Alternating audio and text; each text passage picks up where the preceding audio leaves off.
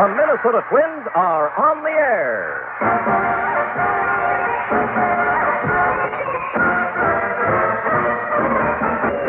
April 8th, 1988, the boys are back in town. The 1987 world champion Minnesota Twins' memorable season was anchored by a definitive home field advantage. The Twins went 56-25 at the Dome during the regular season and a perfect 6-0 in the postseason. April 8th, 1988 was the home opener for the Twins as the fans were eager to welcome home the World Series champions. Dan Gladden was set to lead off in the bottom of the first and felt the energy. Well, I just remember that leading off the bottom of the first inning, and you talked about the 50,000 plus fans there, and I remember the Homer Hankies, and they were waving, and it was like at the end of the year when we won the World Series, all the Homer Hankies they had going there. It reminded me of that. And I remember they were playing "The Boys Are Back in Town," and it was just a great theme song, and they were blaring it. And I remember the on-deck circle just kind of getting a little bit of goosebumps, feeling the excitement. Dave Stieb was pitching for Toronto, and I just remember the first couple of pitches were up and in, knocking me down. And I said, wow. And the third pitch was a fastball that I was able to kind of elevate and get out of the ballpark. And then again, there was the excitement, rounding the bases, Homer Hankies, and it just reminded me all the excitement with the fans. But that's what I kind of remember of that first at bat as we started that ball game. Well, here come the Twins now in the bottom of the first, and once again, here's Herb. And Dan Gladden leading it off for the Twins. He's 4 for 9, of course, got 4 hits in the second game in New York. And there's a fastball under his chin. 1 ball and no strikes. Greg Gagne on deck, and then Kirby Puckett to follow. Dave Stieb. Been with the Blue Jays since 1979. Swings into the windup, and the pitch. A high fastball, it's ball 2, 2-0. In the field, Toronto has Ernie Witt behind the plate, Lance Mullenix at third base, Fernandez at short, Liriano at second, Fred McGriff at first base, George Bell in left, Mosby in center, and Jesse Barfield is the right fielder. A windup by Steve and the 2-0 delivery. Gladden swings it, but long way to left, it's gone. Long home run for Gladden, the Twins lead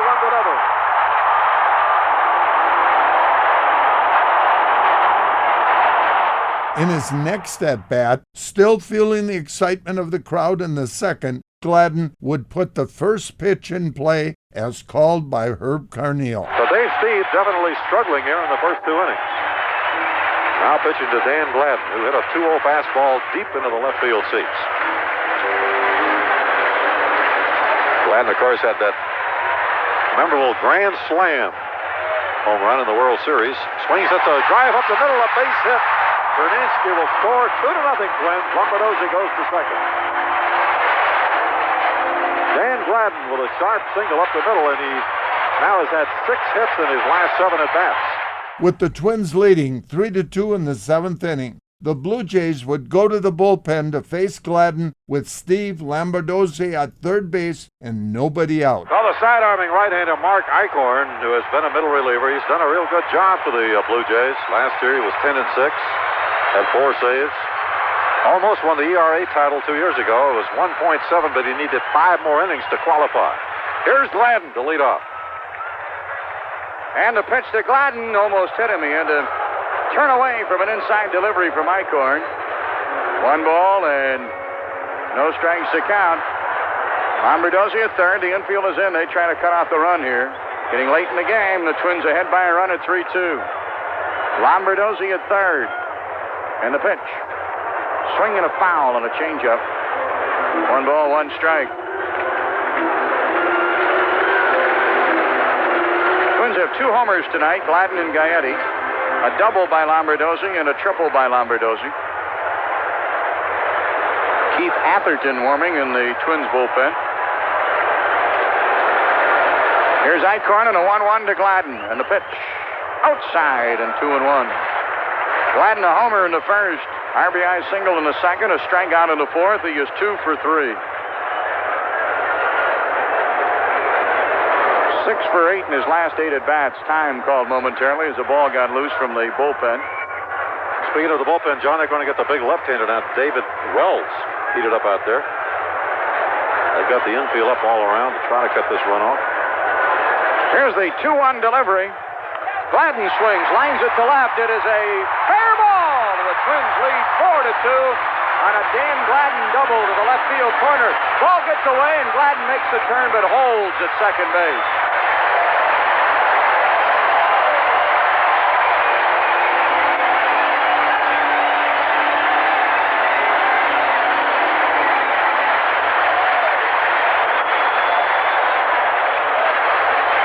Dan Gladden is swinging one hot bat. He is 3 for 4 tonight, 7 for 9 in his last 9 at-bats. Gladden advanced to third on a sacrifice bunt from Greg Gagne, and after retiring Puckett, the Jays would go to the bullpen again with second-year pitcher David Wells. Well, big number 36, David Wells, 6'2", 225 from Torrance, California. Blue Jays' second-round pick in 1982. Came up last year, was 4-3 with a save. He throws hard and has a pretty good curveball.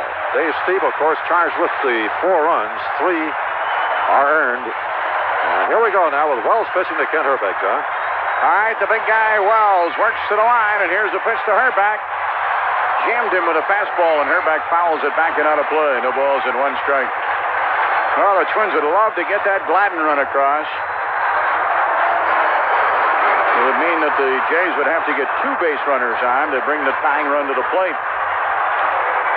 1 strike to count. Gladden's trying to steal home. He does it. He's safe. Dan Gladden has stolen home, and the Twins lead 5-2.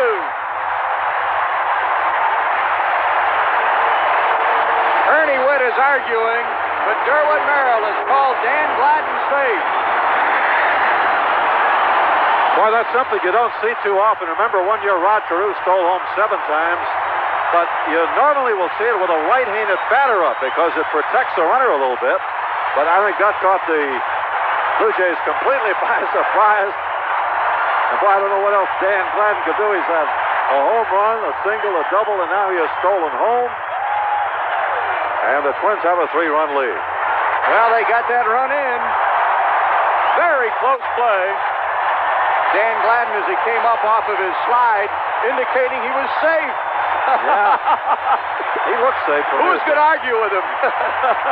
I looked into the dugout on TK, and he kind of crossed his legs a little bit as I looked in there, and he knew what I was thinking just looking at him, and he just kind of put his palms up, crossed his legs, and leaned over to Dick Such, the pitching coach, and I could tell he was saying, "Watch this." And Hrbek was batting. It was a lefty-lefty matchup with 2 down, third baseman back. I was able to get that big walking lead, and David Wells went to the windup. So he had no idea that I was running because he couldn't see me. And I just remember come running in telling Hrbek, don't swing, don't swing. And I believe it was Derwood Merrill, the home plate umpire at the time, and I came in. Pitch was a little bit low, and I think Borders was the catcher, and he had no chance to catch it and apply the tag. And I go back and I look at that. I remember the Jackie Robinson stealing of home, and I think it was Yogi Berra that was trying to apply the tag. And no argument from Borders in that, but it was one of the times that's a pure steal of home plate. And again, the excitement that we had in that ball game. Gladden finished his memorable game by getting to Wells again in the 8th. And here's Gladden, who's homered, singled, struck out, doubled, and has a steal of home. He's knocked in 3 runs, scored 2.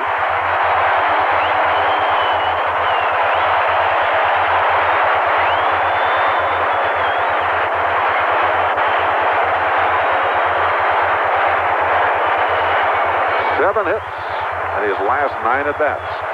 Dan Gladden.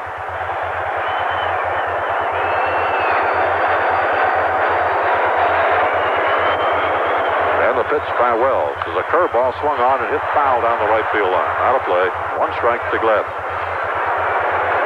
5-2. The Twins leading last of the 8th inning. In the 9th, the Blue Jays are due to have Mullenix, Witt, and Barfield against Reardon.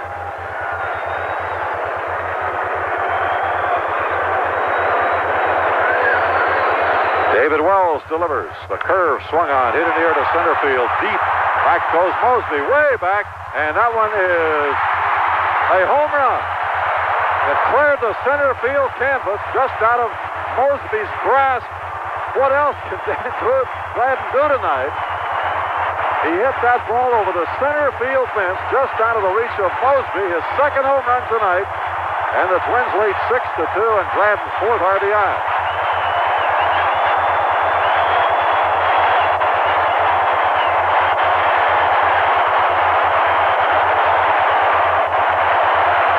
Looked for a moment as if Mosby might have a chance to catch that ball. Just to the right of the 408 sign.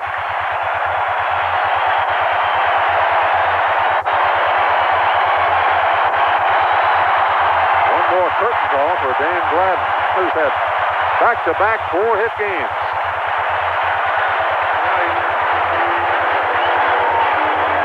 He only had 2 4-hit games last year. And he almost had a 5-hit game in the Wednesday game against New York at Yankee Stadium. When I went to Detroit, David Wells is a teammate of mine. So we were able to kind of talk about it, and he was upset at me because I think there was only a couple of guys that have stolen home off of him over the years. So, it was nice to be able to have him as a teammate and reflect on that a little bit. But, I remember hitting that, and I hit it to right center field. And it's one of the few times I've ever been able to hit, or I have hit home runs to right center or right field. Most of my home runs, I think, went to left field, left center field. So it was one of those swings that I think that I wish I would have studied a little bit more. It wasn't so much the mechanics, it was the feel of it. And to be able to kind of wait on the breaking ball, don't try to pull it, but go the other way with it. And I did that, and that was a 2-homer game, stole home, and we ended up winning the ball game. So it was quite exciting for that home opener there in '88. What a game by Dan Gladden. 4 for 5 with 4 RBIs and a steal of home. He recapped his incredible performance with his future broadcast partner, John Gordon, after the game. Well, the Twins beat the Jays here tonight 6-3. Win number 1 for Tom Kelly's troops, as they have now played 3 games this 1988 American League Championship season, and they've won 1 and lost 2. Big night for Dan Gladden, a home run in the first, RBI single in the second. He struck out in the fourth. RBI double off of Mark Eichhorn in the 7th, and a home run off of David Wells in the 8th. He stole home. He just had some game. I had an opportunity to chat with Dan Gladden following the game. Ever had a game like that before? Not really that I can remember, but it sure was exciting tonight. TK said before we come out, make it entertaining, and I think the people out there were definitely entertained tonight. All right, let's cover it, at-bat by at-bat. The home run in the first inning, you really got that pitch after you were low-bridged in the first pitch. Well, I think sitting on the on-deck circle, they played that song, The Boys Are Back in Town, and that pretty much pumped me up right then. And then, like you said, the first pitch was up under the chin, and I really had the adrenaline going in, and then threw another ball up that I got a good eye on it, and sitting on fastball, and I got it. All right, the RBI single, you just kind of took the pitch right up the middle. Well, that's basically what I've been working on a lot in spring training, is just trying to hit the ball up the middle, come out here in BP, and just hit the ball up the middle, because then if you have any error, you can flare one to right or even hit one to left. So that's basically my game plan this year. Herb and I both said when you're hot, you're hot. You kicked up chalk on the double that drove in your third RBI. Well, that was, after the first pitch I fouled it off, or the second pitch I fouled off, I figured I was going to see a lot of breaking balls, and just be a little patient up there and just relax and see the ball before you react, and that's basically what happened. All right, before the last home run, the steal of home, how'd you decide to do that? Well, that's something that we discussed in spring training. I've always felt that's part of my game, and looked into the dugout, kind of asked TK for permission after the first pitch. He kind of just rolled his eyes, and I looked at Herbeck and shook my head like, yeah, I'm coming, and he shook his head no, and then he looked back at me and shook his head okay, and he said he wasn't sure if I was still coming or not, but it was a perfect situation right there. Those are the things that we work on and that help us win ball games, is 2 outs, left-hander pitcher going against a left-handed hitter, 2 outs in the situation, and he went from the windup, so it was one of those things that made it exciting. When's the last time you stole home? I've tried it 3 times in the major leagues and been out 3 times. All right, the last home run. Just going up there, I asked Tony, what's this guy feature? And he said his best pitch is the fastball. But I told him, I'm going to go up there and look for a breaking ball the first pitch, and he threw it the first pitch. And then after that, he threw an off-speed pitch that hit pretty good. You'll remember this one for a long time. Congratulations on a big game. Thank you very much. That's this week's Tale of the Tape. WCCO Radio presents the Minnesota Twins magazine, an inside look at the world champion Twins, plus a special close-up look at tonight's game. Now stand by as we take you live to the Metrodome. And here's WCCO Radio's John Gordon.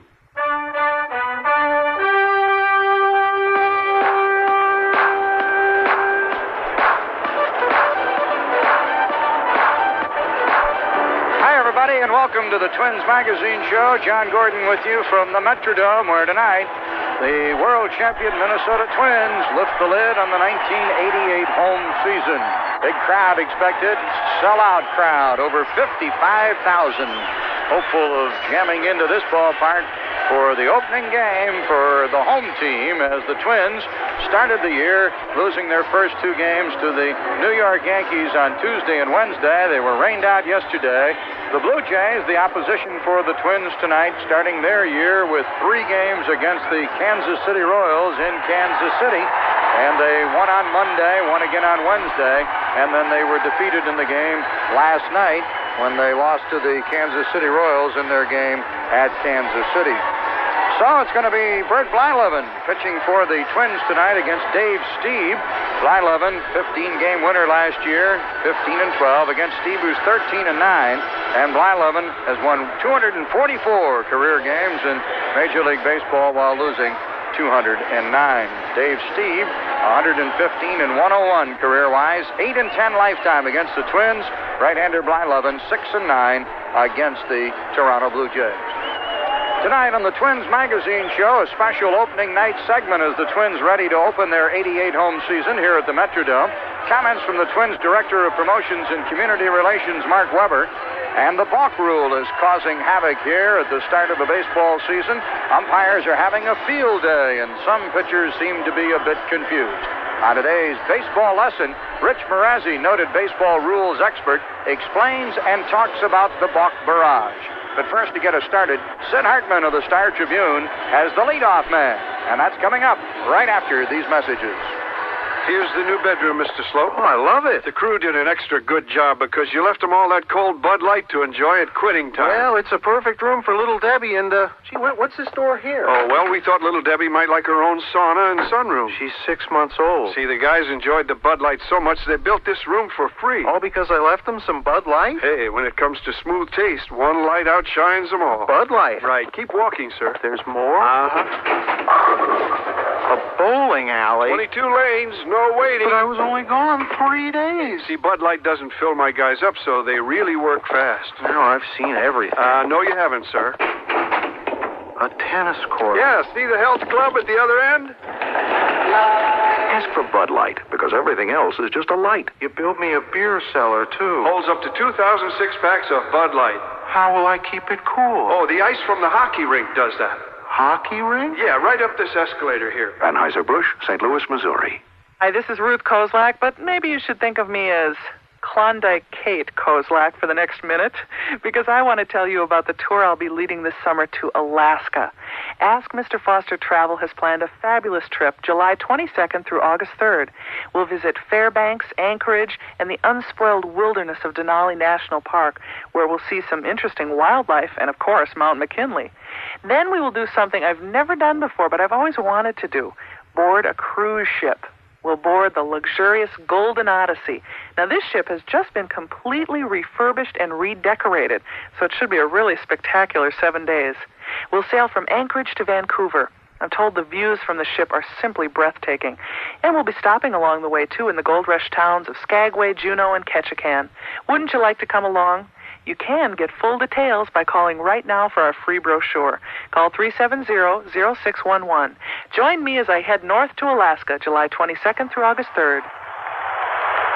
Our leadoff man, Tom Kelly, manager of the Minnesota Twins. Tom, discouraged at all by the opening 2 losses in New York?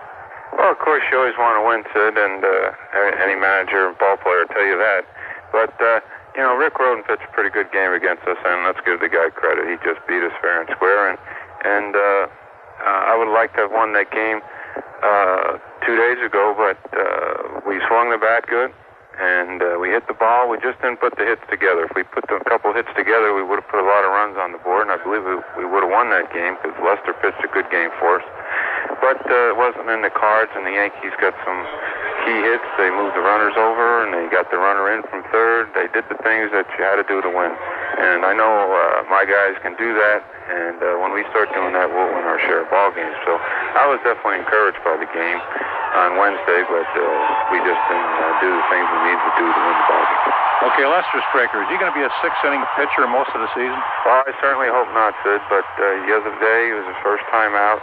I pitched through 95 pitches. That was enough for me for the first time out, and it was cool. We hope he can go longer than that during the course of the year. And Lester seems a little bit more mature on the mound this year, in spring training anyway, and we hope that carries over during the course of the season. So we're looking for Lester to give us more than just 6 innings. But if that's all he can do, that's the best he can do, and that's fine by me. Okay, the second day you played a lot of new players. Are you going to plan to play these players so all the players play all the time? Well, I'm going to try to go with the formula we went with last year, Sid, and if we can stay close in the race, I'll certainly play everybody like I did last year. But once we start to lose some ground, we're going to have to think about maybe playing the regulars just about every day, and I really don't want to do that. I want to get everybody involved in the game, get everybody some at-bats, get them feel like they're part of the ball club and they can contribute to the ball club anytime they see their name in a lineup. So I want them coming to the park with the anticipation that they might be playing and not that the anticipation they're going to be on the bench. So we're going to try to play everybody as much as we possibly can as long as we can stay close in the race. Okay, Blylam tonight, he has not been real effective in spring training. Are you concerned? Well, Bert finds a way of turning it on, and we hope he turns it on tonight when he sees 50,000 people in the stands, and I believe he's going to do it. He's one of these guys that knows how to get the hitters out when it comes time, and opening day, I think he's going to find a way to do it. Our leadoff man, Tom Kelly, manager of the Minnesota Twins, a sellout crowd here tonight for the Twins in Toronto, a team the Twins have had a lot of trouble beating. This is Sid Hartman. More on the magazine show coming right up in 1 minute. Boone and Erickson for Midwest Federal. As a Twin sponsor for the 19th year, Midwest Federal is especially proud to be bringing the World Series trophy to their downtown Minneapolis lobby on Monday, April 11th through Thursday, April 14th. And as Harold W. Greenwood, Jr., Midwest Federal's president, would say, this is only the first World Series trophy for the Twins. Right. Judging from the trophy's great response in the St. Paul lobby of Midwest Federal, the trophy does better on the road than last year's Twins, huh? Well, we're honoring the Twins for the success they experienced last year. We're not talking about their road game. Well, that's true. After all, who took home the trophy at the end of the year? Right. It wasn't the team with the best road show. Of course. Teamwork made the difference in the end, of course, and it's the same philosophy that makes doing business with Midwest Federal a smart move. And it's reason enough to look around when you go to look at the trophy. Take a look at how Midwest Federal can help you get on the grow. You'll love Midwest Federal checking, folks. Low minimum balance on regular checking. Earn money with interest checking. Get the best of both worlds if you're age 55 or better. Ask about 55 plus at Midwest Federal. Now on the Twins Magazine show, today's baseball lesson. The hottest piece of conversation to start the baseball season hasn't been George Bell or the Cubs being undefeated. It's baseball's balk. Already 31 balks have been called in 30 games, and both Seattle and Minnesota have the distinction of scoring their first runs of the season on a balk. The big issue here is pitchers not coming to a complete hesitation before pitching. Rich Marazzi, a noted baseball rules expert, explains to us why the balk call is in the rule book in the first place, and then discusses this year's top controversy. First of all, the purpose of the balk rule is to protect the runner. All right, so the pitcher doesn't gain any unfair advantage. Right? That's the primary purpose of the rule. This year, there is a tremendous tightening up of the rule. Prior to this year, in a pitcher's set position, all he had to do was make a change of direction. The rule book says you must come to a complete stop. But in the laws of physics, a complete stop was a change of direction. All right? Which is very, very fast and so on. What they did this year, they said that the pitcher's hands must come to a stop and his feet must come to a stop. Now, I challenge your audience to to try that themselves, to try to make a set position without stopping your feet. If you stop your feet, your hands are going to stop. And that is what's going to tighten up the rule. All right? And I think it's an excellent addition to the rule. You know, years ago, they put in the rule book a 1-second stop, and they had a flood of balks being called earlier in the season years ago. And then they took away the 1-second stop, and they said, stop. Now they put in the rule book this year a discernible stop. So what you have is, you see, it's like an amoeba. It's always changing. But I do think you're going to have a lot of fun with this thing this year, and you're going to get subsequent plays and so on off of that. Rich Marazzi will be a regular contributor on the Twins Magazine Show segment, today's baseball lesson. I'll have more on the Twins Magazine Show right after this. Who's got America's winners? Your Chrysler Plymouth dealer, that's who. Right now, get our biggest and best cashback savings ever. And depending on the new model you choose from dealer stock, you can get up to $2,500 cash back. Get $2,500 in savings on Chrysler New Yorker Turbo, $1,000 on Chrysler Fifth Avenue and Conquest, $750 cash back on Chrysler LeBaron Coupe and Convertible. But the savings don't stop there. Get $750 back on Chrysler LeBaron GTS and Colt Vista, and $500 cash back on Plymouth Sundance, Reliant America, and Colt. So if you want to save big on a new car, go where America's winners are, to your Chrysler Plymouth dealer. He wants to make you an American winner, too. Go for the winning deals and cashback savings up to $2,500 only at your local Chrysler Plymouth dealer, home of America's winners. Now on the Twins Magazine Show, special assignment, opening day. Opening day is always a big deal, even if it's a Little League opener at Dred Scott in Bloomington or the Major League opener for the world champion Twins here at the Metrodome. There are banners, shined seats, and the field is beautifully manicured. Here at the Dome, there's the new Wall of Fame. What's the Wall of Fame, you ask? The curtain in right field is now traditionally decorated with 3 Western Division championship flags, 2 American League championship flags, and 1 World Championship flag. It's a beautiful sight. Mark Weber, the Twins Director of Promotions and Community Relations, heads up the opening night organization and preparation, and he tells us what's in store for this evening. This is always a special night for us, John, but one of the things we have planned is to have some dance lines performed from the community about 6:30 to 6:45, and then at 6:45, Chevrolet is going to be making a major presentation to Gary Gaetti and Frank Viola. They will be receiving cars or automobiles to give to their favorite charity because they were the MVPs in the League Championship and World Series last year. Gary Gaetti will be giving his car to the Hastings Veterans Home, the charity of his choice, and Frank Viola will be giving his to Make-A-Wish, Minnesota. We also have bands playing outside. We will be giving away calendars courtesy of Snapper and Happy Chef to all fans as they exit the stadium, and we'll introduce the lineups and hopefully play ball and get a win. Tonight is Snapper Happy Chef Restaurant Night. When the fans exit, they'll receive a 1988 Twins calendar, as mentioned. Marley Lloyd of the Snapper Company will throw out the ceremonial first ball. And Willie Hale, a familiar vocalist, will sing both the Canadian and national anthems. Commissioner Peter Ruberoff is scheduled to be here tomorrow, and American League President Dr. Bobby Brown is in attendance for tonight's game. The Twins are 14-13 in home openers, 2-4 here at the Metrodome. The Twins lost their first 4 opening games here at the Dome starting in 1982, but now they're working on a mini 2-game win streak, beating Seattle in 86 5-1 and taking Oakland last year 5-4 in 10 innings.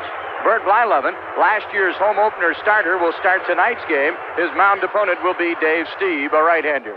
We'll have a final comment on the Twins Magazine Show right after this. In the intense, competitive world of automotive tires and service, you can always count on one thing.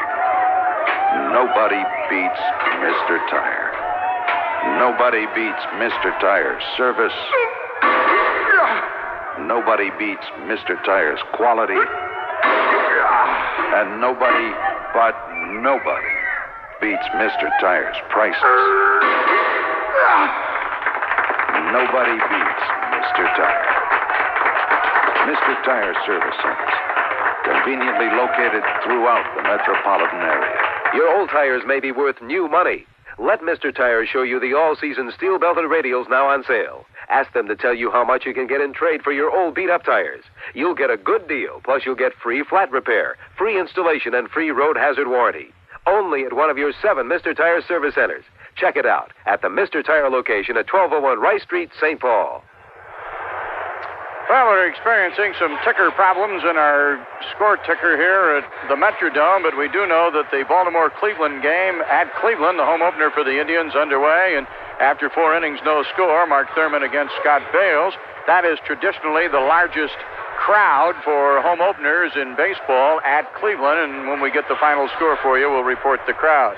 Milwaukee is at New York tonight. Juan Nieves against Richard Dotson. Detroit at Kansas City. It'll be Ron Robinson against Floyd Bannister. Boston at Texas. Oil Can Boyd making the start for the Red Sox tonight against Jeffcoat for the Texas Rangers. A couple of other games in the American League this evening. Seattle is at Chicago, and Oakland is playing at California. In that Seattle-Chicago game, it'll be Campbell against Perez. In the Oakland-California game, Davis against McCaskill.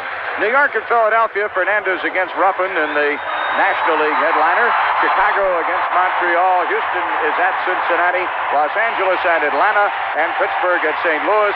San Diego and San Francisco have a West Coast game. We'll update the scores for you.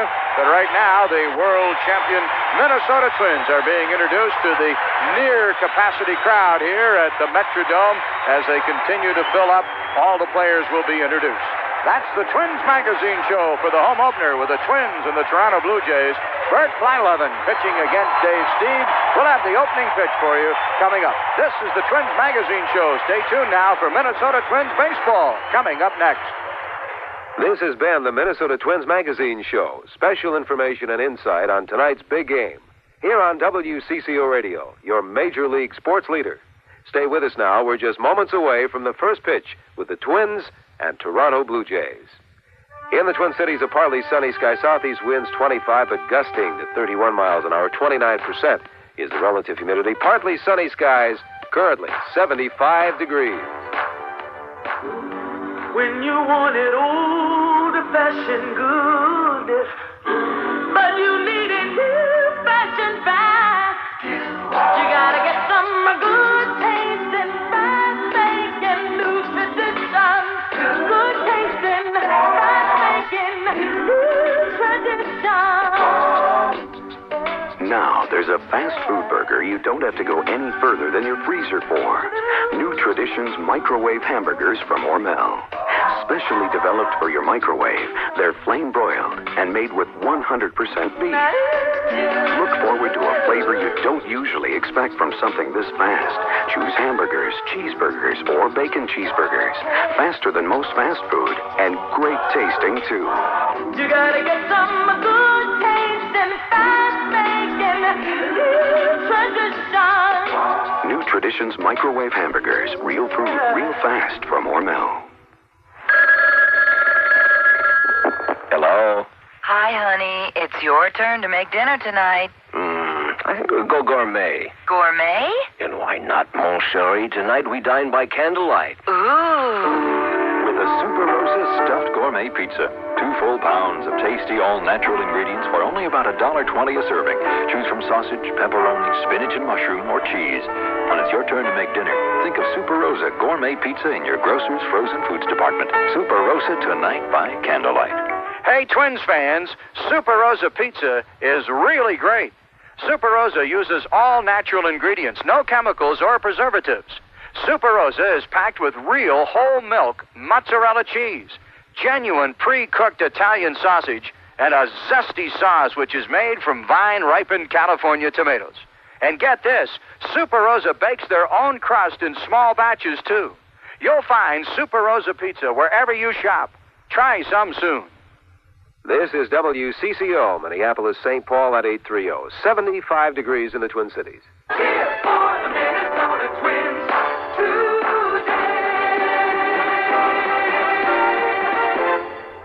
The world champions of baseball are on the air. The Minnesota Minnesota Twins on WCCO Radio. Proudly brought to you in 88 by Midwest Federal, your number one sports fan, serving you with strength and stability since 1891. By Hardware Hank for what you need and what you need to know. By Red Owl, your independently owned, friendly neighborhood food stores. By Budweiser, Beechwood aged for that distinctively clean, crisp taste. For all you do, this Bud's for you. By your local Dodge, Car, Dodge Truck, and Chrysler Plymouth dealers. By Amoco, Ultimate Lead-Free Premium. Amoco, your car knows. By Farmers Insurance Group of Companies and your farmers' agents. America can depend on farmers. Also by Northwestern Bell, Gardner Brothers Homes, Jiffy Lube, Sherwin-Williams, CarQuest, and Hormel, makers of fine food. Now, let's play Twins baseball on WCCO Radio. Live from the ballpark, here are John Gordon and the voice of the Minnesota Twins, Herb Carneal.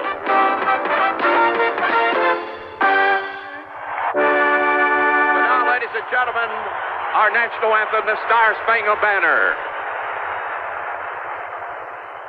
Oh, say, can you see by the dawn's early light what so proudly we hail at the twilight's last gleaming, who'll draw stripes and bright stars through the perilous fight? O'er the ramparts we watch, we're so gallantly streaming, and the rocket's red glare, the bombers singing air, gave proof through the night that our flag were still there. Oh, say does that star-spangled banner yet wave o'er land of the free and the home of the brave?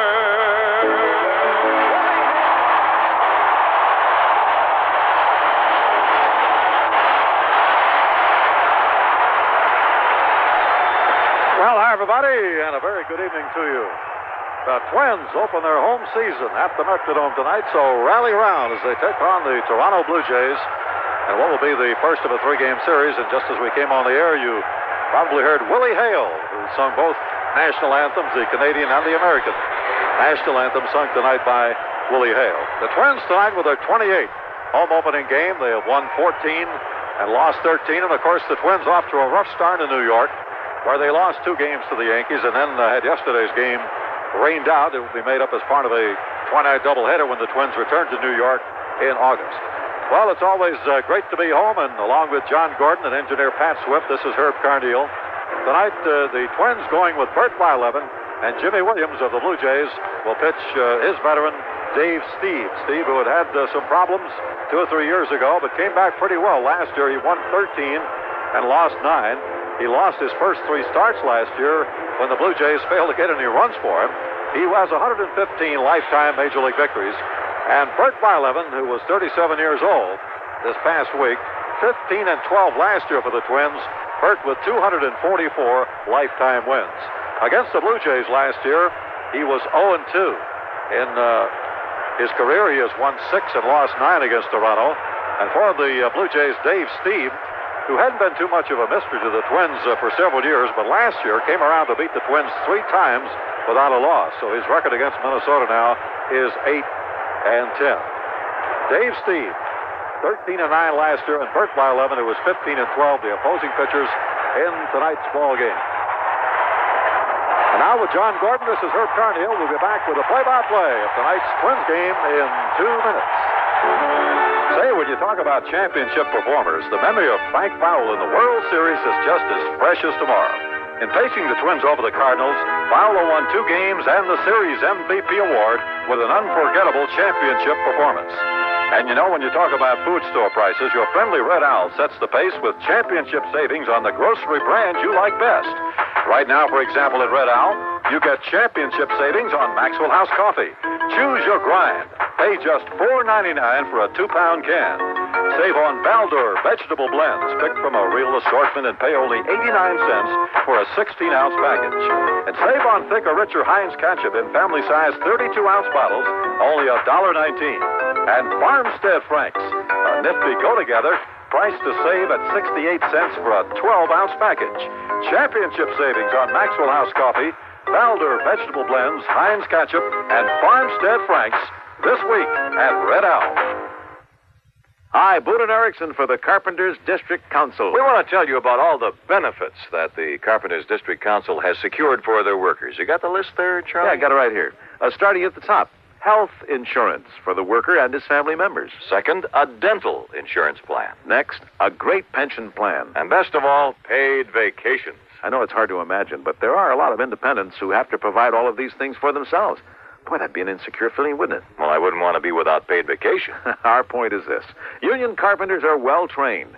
Most of them have been through an apprenticeship program, and they offer you the best work in town. So if there's building to do, hire the experts. Hire organized contractors. They employ union carpenters. Yeah, the guys that you want to be working on your home, your business, or your lake place, where you take vacation. I think they get the idea. Yeah, I like vacations. Yeah, and the idea that we support the Carpenters District Council. And we hope you'll do the same. This message brought to you by the Carpenters District Council of Minnesota.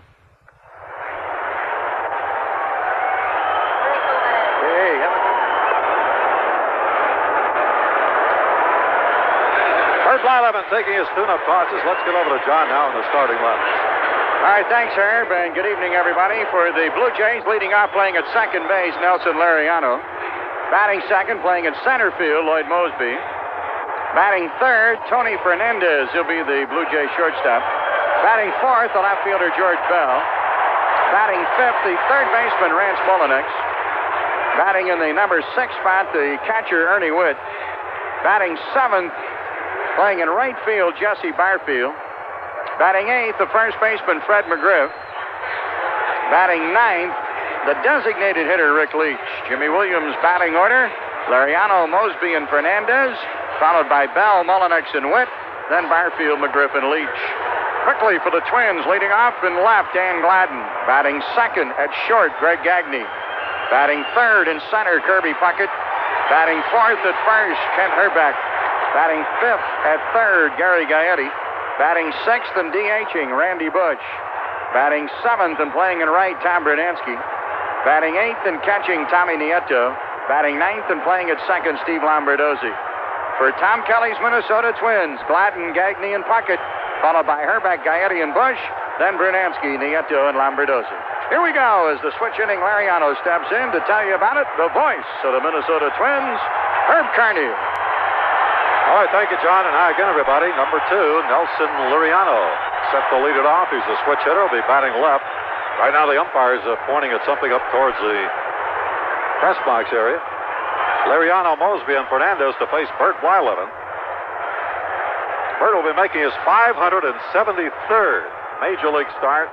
He has 224 complete games, 55 shutouts, and a lifetime earned run average of 314, which is good enough for 17th on the all-time list. Here's his first pitch. Curve and a strike.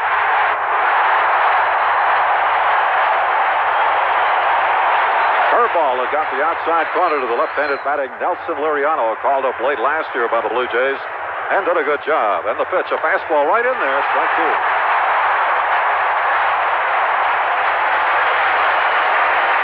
Tom Nieto behind the plate with Gaetti, Gagne, Lombardozzi, and Herbeck in the infield. Gladden, Puckett, Brunansky in the outfield. 2 strikes to Lariano. Here's the pitch by Bert. Curve and a little bit low.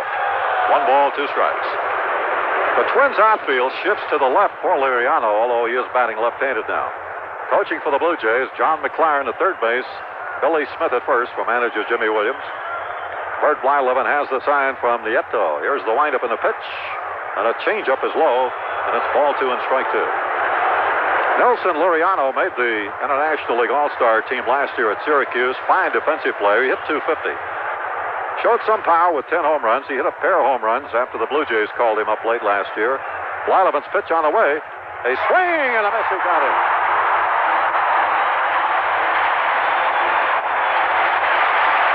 Lariano's now 2 for 15 this year, and he's 0 for 11 as a left-handed batter. As Blyleven got him with that curveball, a good pitch right around the knees, and Liriano missed it. And here's number 15, Lloyd Mosby, the left-handed batting center fielder.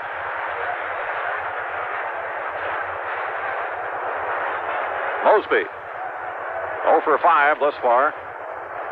And the Blue Jays started their season at Kansas City, beat the Royals 2 out of 3. And there's a strike in the outside corner, 1-1. Bert Blyleven is making his 11th start in a home opening game. And the pitch to Mosby, a change outside, 1-1. He has started, this is now his 6th time as an opening day pitcher for the Twins. Twice he was the opening day pitcher for the Indians, twice with the Pirates, and once for the Texas Rangers. And the pitch, curve, and a swing a foul on the ground behind the plate. It's 1-2. In his 10th previous home openers, Bert has won 3 and lost 3, but his earned run average has been an excellent 2.9. We mentioned his lifetime earned run average, 3.14, 3.14, 17th on the all-time list. And among the active pitchers, only Nolan Ryan of Houston has a better lifetime ERA. 1-2 now to Mosby, playing him deep and straight away. Bert's pitch on the way. Fastball outside. 2 balls and 2 strikes. Bert, who pitched against the Blue Jays in an exhibition game in Denver last Sunday. Not one of his better outings, but he's a type of pitcher that you really can't put too much significance in what he does in spring training. He worked a total of 23 and 2/3 innings in the spring, and he was tagged for 15 earned runs and 26 hits, walked 5, banned 15. And the pitch to Mosby. Curve, a swing, a bouncing ball, foul down behind first base coach Billy Smith. And the count rides along at 2 balls, 2 strikes. 343 down the left field line here at the Dome. Only 327 down the right field line with a high canvas out there in right. 408 to center. And the pitch. Mosby fouls it back. Still 2 balls and 2 strikes.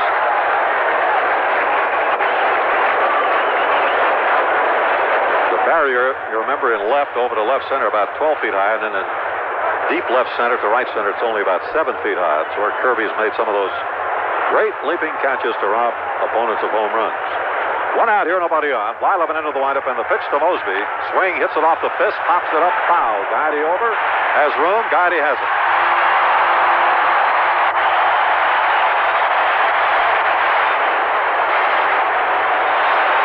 So a good pitch as Blyleven jammed Mosby with that one. He fouls it to Guidey, 2 away, and here's number 1, switch hitting shortstop Tony Fernandez. Tony, who you recall hurt his wrist late last year, had to have surgery. They brought him along slowly this spring. And in the regular season, he is 2 for 14 as a left-handed batter, 2 for 10.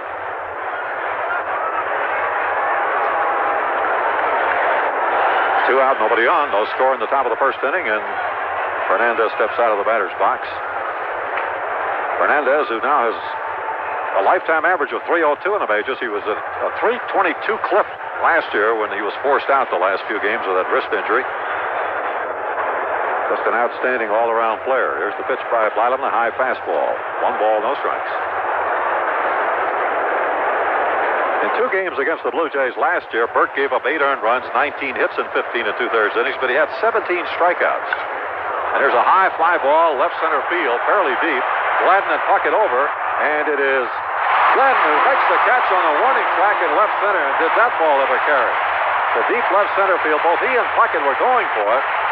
And Gladden, running to his left, made the catch just as he got to the track in left center field. 3 up and 3 down. First half inning, the Blue Jays nothing. Twins come into bat. Ticket from... Well, Bert Blyleven quite sharp in the top of the first as he retires the Jays 3 up, 3 down. Toronto had quite a series against the Kansas City Royals. They batted .306 in the 3-gamer with 33 hits and 108 at-bats. And they won 2 out of 3 from the Royals, losing only the game yesterday. Well, here come the Twins now in the bottom of the first, and once again, here's Herb. And Dan Gladden leading it off for the Twins. He's 4 for 9, of course, got 4 hits in the second game in New York. And there's a fastball under his chin. 1 ball and no strikes. Greg Gagne on deck, and then Kirby Puckett to follow. Dave Stieb. Been with the Blue Jays since 1979. Swings into the windup, and the pitch. A high fastball. It's ball 2, 2-0. In the field, Toronto has Ernie Witt behind the plate. Lance Mullenix at third base. Fernandez at short. Liriano at second. Fred McGriff at first base. George Bell in left. Mosby in center. And Jesse Barfield is the right fielder. A windup by Steve and the 2-0 delivery. Gladden swings it. It's a long way to left. It's gone. Long home run for Gladden. The Twins lead 1-0.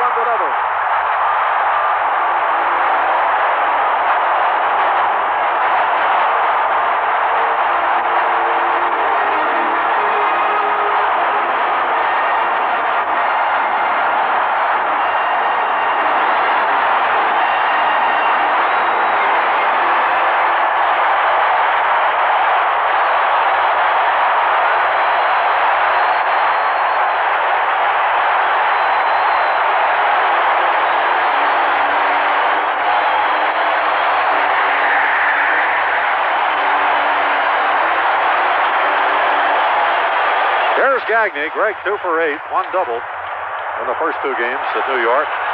1-0 Twins leading. And the pitch by Steve. Inside and low ball. Well, Dan Gladden really got low bridge on the first pitch from Steve. The second pitch was a high fastball for ball 2. And the next one, a fastball right down the pipe, and he hit it a ton. Swing and a foul tip into the middle of Ernie Witt. 1-1 to Gagne. They measured Gladden's homer at 452 feet. It's pretty good for a leadoff home run. Pretty good for any home run. That's a start. And a pitch to Gagne. Breaking ball low. 2-1. Last year, Steve in 3 games against the Twins gave up only homers to Herbeck and Gaddy in those 3 games. He was 3-0 with an earned run average of 3.3. His 25th career appearance against the Twins, and there's a good hard slider that swung on and missed. Good location with that pitch off the outside corner. 2 balls and 2 strikes. Kirby Puckett on deck. Well, I mean, that ball really jumped off Gladden's bat, and you knew as soon as he hit it, it was gone. Well back in the left field seats, 452 feet. 2-2 now to Gags. Here's the pitch by Steve. Swing, line drive, center field, base hit.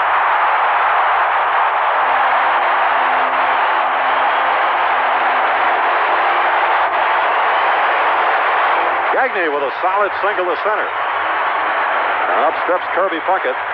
1 for 8. That was an infield hit against the Yankees.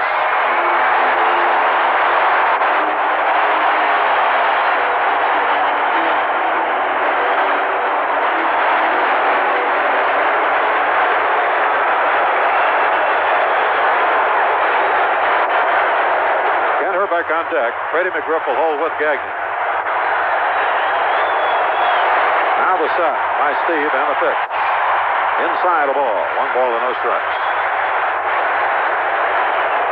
At the Metrodome, Steve has 9 decisions against the Twins in this park. He's 4-5, but he does have a good ERA here against the Twins, just a shade over 3.02. 1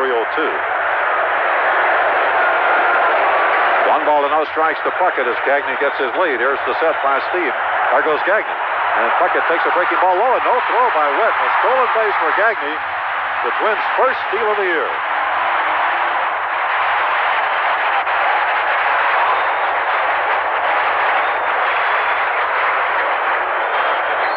Gagne getting a good jump there off Dave Stieb. And Ernie Witt, the catcher, decided not to even throw the ball. Puckett took the pitch down low, and it's 2-0 to Kirby. Dave Stieb, number 37, taking the sign. Infield up 2 or 3 steps. And the pitch to Puckett. Swing and a chopper down the third baseline, foul. 2 balls and 1 strike. Greg Gagne with the Twins' first steal of 1988. Blue Jays do not have a stolen base yet. Gladden's homer, the second this year by Twin. Bernansky hit 1 in New York.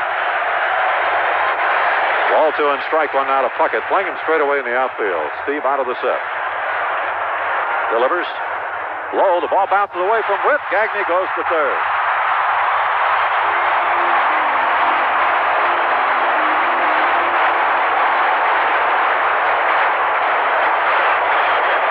Got a low pitch, eluding the catcher, Ernie Witt. And Gagne moves over to third. That'll be a pass ball, charged to Ernie Witt. Oh, wait a minute. Now they put a wild pitch up there. I thought they said pass ball, didn't they? I've not heard an announcement of yet. It looked like the ball didn't hit the dirt, though, did it? No, it did not. It looked like it was a pitch that handcuffed Ernie Witt. We'll double check it. Here's the pitch to Puckett. A breaking ball fouled high off to the right out of play. The pitch was low, but did not appear to be in the dirt. The one that Gagne advanced to third on, and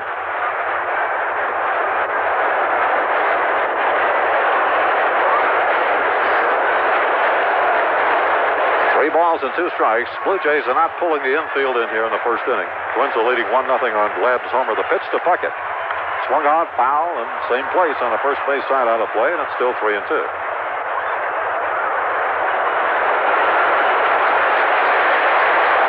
Dave Steve, who stayed back in Dunedin, Florida last weekend, he got in some work there while the Twins and the Blue Jays were playing in Denver. He's taking his windup, and here's the payoff again to Puckett. Swung on a fly ball, and guess what? Down the right field line over the first base seats. The count remains 3 balls and 2 strikes. Oh, 3 in a row. Kirby is fouled off over into the first base section. Everybody extending a warm welcome tonight to Dr. Bobby Brown, the American League president. Dr. Brown is here for tonight's opening game. Phyllis Mirage, the league's director of public relations, is here. Here's the pitch. Low, and Kirby walks. Steve hasn't retired anybody yet. Puckett with a walk. Runners at the corners. Nobody out, and Herbeck coming up. Ernie Witt's going out to have a talk with his pitcher, Dave Steve, who has given up a homer to Gladden, a single to Gagne, who stole second. Advanced to third on, we're not sure yet whether they ruled it a wild pitch or a pass ball, and Puckett gets the walk. Ken Herbeck 0 for 3 in the opening game in New York, and of course did not play in the second game. He did have one of his home runs off Dave Steve last year.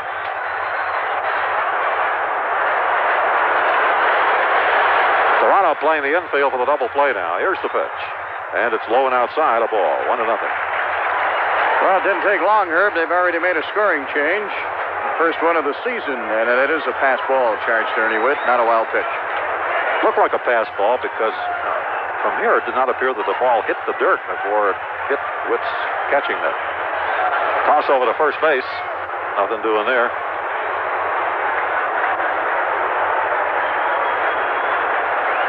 Mark Eichhorn warming up now in the Blue Jay bullpen. Steve steps off. 1-0 as the Twins starting to get Dave Steve on the ropes here in the first inning. Outfield is deep, just a step or 2 to the right. And the pitch. Inside and low. 0-2. 2-0. Gary Guidy on deck.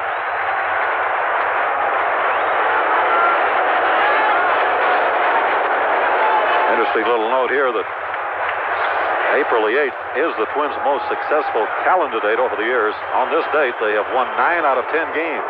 And right now, Jimmy Williams, the Blue Jays skipper, is coming out of the first base dugout. In fact, the Twins have won their last 9 games that they played on April the 8th. Leading this one 1-0. Runners at first and third. Nobody out. 2-0 to Herbeck.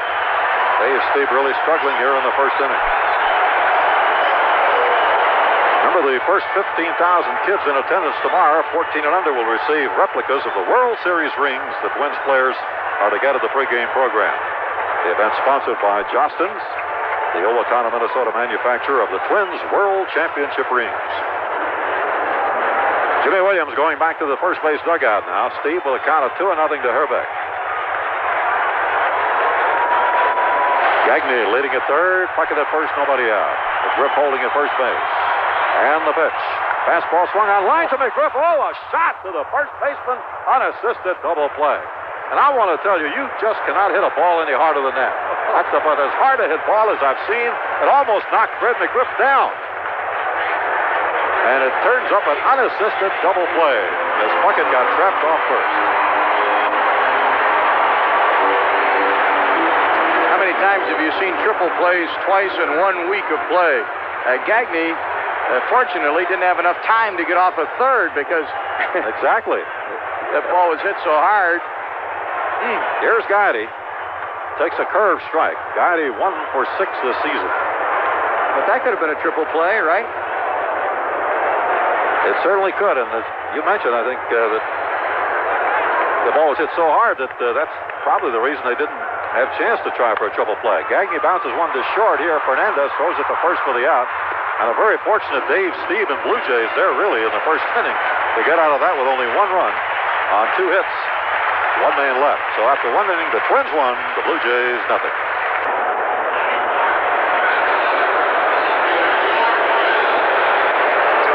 World champion Twins announced plans to bring back their Family Day promotion, tying together tickets, hot dogs, soft drinks, popular program. $12 includes 4 upper general admission tickets, 4 hot dogs, 4 regular size soft drinks, normally a $24.40 value. And the first family date is April 18th when the Yankees visit in a 7:05 game. Second family date, April 28th against Baltimore in a 12:15 game. All right, Herb. Here's George Bell. He takes a strike. Bell with 3 home runs opening day in Kansas City. The next game he was 5 for 5, and yesterday he was 0 for 3. So right now he is 8 for 12 on the year with 3 homers, 5 runs batted in. Also has 2 doubles. Takes Blyleven's curve outside. 1 ball and 1 strike. George Bell, the league's MVP last year when he hit .308. 47 homers last year and 134 runs batted in. Right-handed batter, of course, number 11. Blyleven has the sign. Here's the windup and the pitch. Big curve low and outside. 2 balls and 1 strike. So if you're average conscious, of course, Bell with 8 for 12 is hitting .667. His average dropped over 200 points in the 3rd game in Kansas City. And now it's only .667. There's a good fastball. Wow, that was close, just off the outside corner. Look, a pretty good pitch. 3 balls and 1 strike to Bell with Mullenix on deck and Witt to follow. Derwood Merrill, the ball and strike umpire. Joe Brinkman at first. Terry Cooney at second. Tim Walke calling him at third. And the pitch to George Bell is a fastball too low. He walked it. Bell gets a walk to start the Blue Jays' 2nd inning. And now number 5, Rance Mullenix playing at third base. Kelly Gruber, right-handed batter, plays some third base for the Blue Jays. Mullenix has been a pretty good performer. Remember, for years and years, he and Garth Orridge split up the third base job. Mullenix 1 for 7. That's been a double so far this year. Twins leading 1-0 on a long leadoff homer by Dan Gladden. Now Bell gets on to lead off the Blue Jays' 2nd inning. There's the set. Blyleven's pitch. A fastball good at the knees. Strike 1. Rance Mullenix with a career batting average of .270 in the American League. Had his best year last year. Oh, certainly one of his best, .310. He hit .324 with the Blue Jays 4 years ago.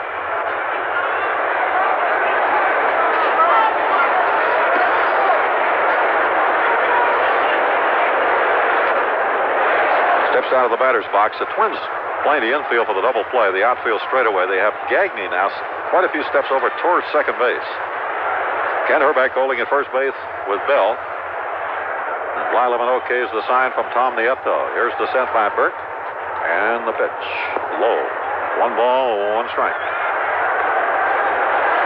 I said Blyleven has 55 career shutouts. That's 12th on the all-time list, 1 behind Bob Gibson.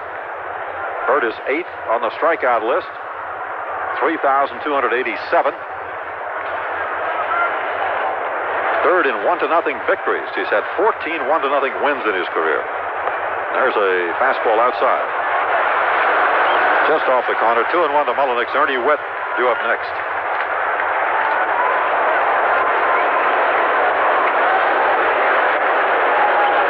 Blyleven steps back off the rubber. Mullenix gets out of the batter's box. Rance Mullenix originally came up with California 11 years ago. Now set by Blyleven. And the pitch. Fastball, peel foul, back to the screen. 2 balls, 2 strikes.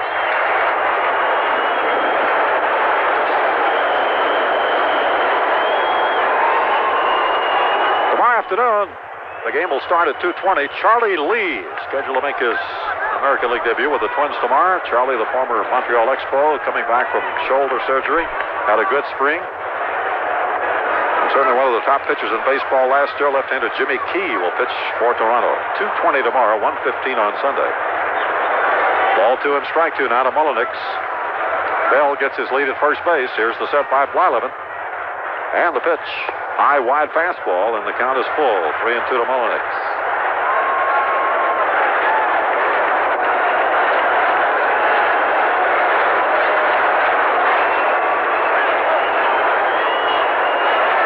So a big pitch coming here with the Twins leading 1-0. There's nobody out. Bell is on first base. Number 5, Rance Mullenix at the plate. Blyleven checking the sign with Tom Nieto. Bell getting his lead. Rance Mullenix. He's hit .299 in his career against the Twins. 19 points higher than his career average. And the pitch, Bell's running. The pitch swung on a ground ball, hit the Lombardozzi, throws to the Gagne out. And the throw to first is in time for a double play. Even though Gagne really had to double pump after he was banged into by Bell sliding into second. Well, I tell you, you won't see too many teams come up with a double play with Bell running. And he was fairly close to second base when Lombardozzi got the ball, but of course he can get rid of it in a hurry. And they got the 4-6-3 double play, and that was a dandy. Crisply hit by the batter. And a good play made by Lombardozzi. I mean to tell you, he just got it to him in time. Mullenix really hit that one right on the nose. Number 12, Ernie Witt. 2 for 7 so far this year, both singles. On the pitch by Burt. Strike on the inside corner. Let's take a station break on the WCCO Minnesota Twins Radio Network. This is WCCO, St. Paul, Minneapolis at 830. Partly cloudy skies, 73 degrees.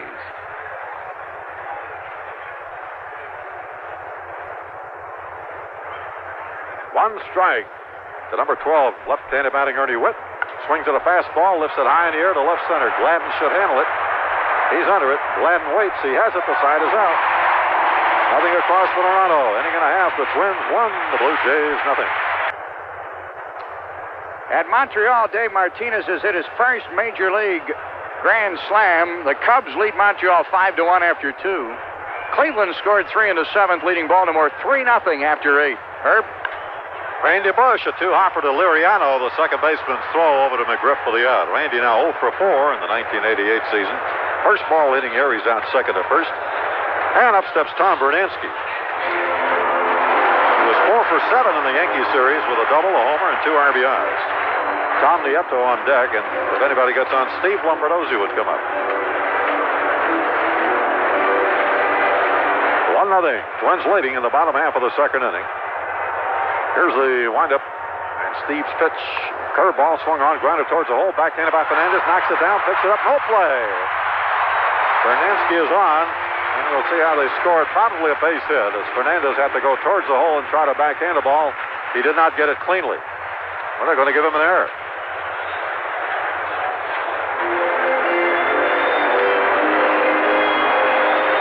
And is charged an error on Tony Fernandez. He'd had a tough time throwing him out, I believe.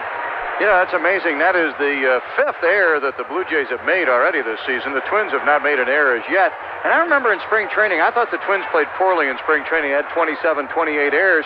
And I remember looking last weekend in Denver, Toronto had like 45 errors in spring training. That's not terribly unusual, but it was a vast difference between what the Twins had done in spring training and what the Blue Jays had done. There's Nieto. Tommy 0 for 3 in the opening game of New York. Takes the sinker, and it gets away from Ernie Witt. Down to second goes Bernansky. A hard sinker. Appeared to be almost in the dirt. And down to second goes Bernansky. So we'll see how they'll score that one.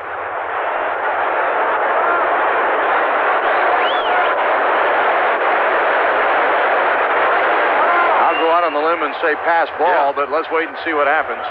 That's what I would score, but we're not, of course, involved in the official scoring. Just give you our opinion for the fun of it. We're 0 for 2 so far, so why shouldn't we try it again? That's a fastball. Yeah, we finally hit I on thought one. the first one was a fastball, John. It was, eventually. They called it a wild pitch at first. Yeah. There's the pitch. And a half swing cost Tom and Nieto, 1-1. The general rule of thumb, of course, if the pitch is not in the dirt and it isn't either way inside or outside, they will score a pass ball charged against the catcher, which has been the case twice now.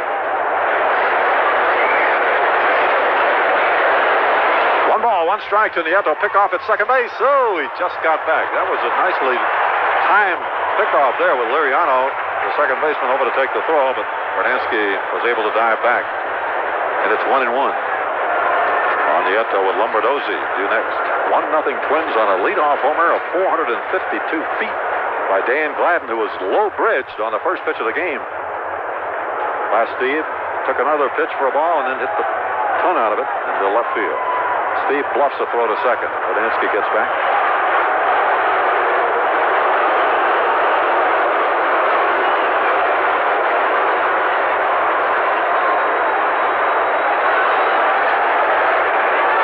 Steve checking Witt for the sign. They're not playing Nieto to pull.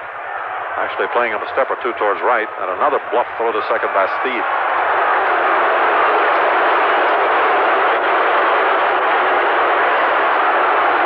Twins 4 farm clubs play tonight. Portland Beavers with Roy Smith pitching.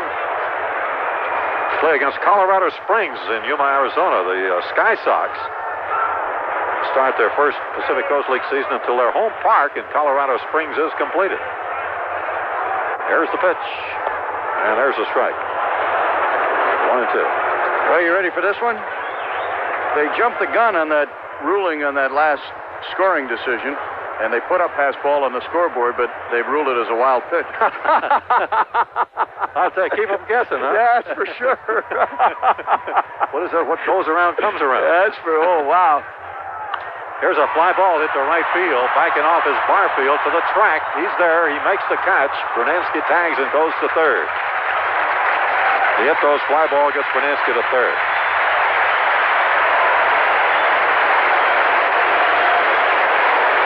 Used to work with Bob Murphy, the Mets announcer. We were together for a couple of years in Baltimore. Murphy had an expression when they do something like that. He said, well, that's why they put erasers on pencils. Fortunately, we have an eraser here, so we'll mark that down as a wild pitch to get Bernansky to second a moment ago.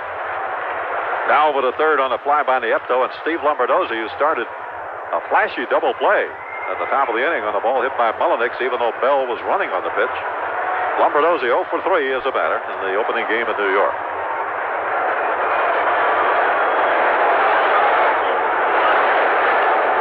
1-0. Twins have the lead. Last of the second, Steve winding up, delivers to Lombardozzi a high, tight fastball. 0-1. The Twins Southern League team, AA Class Orlando, plays host to Huntsville in Orlando tonight. Park Pittman will pitch for Orlando. Visalia plays host to San Jose in the California League. Kenosha plays South Bend in Kenosha. There's a fastball inside to Lombardozzi, ball 2.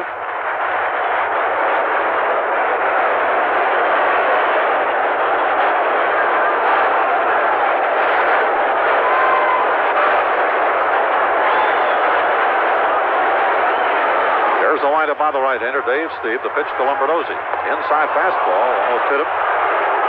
3-0.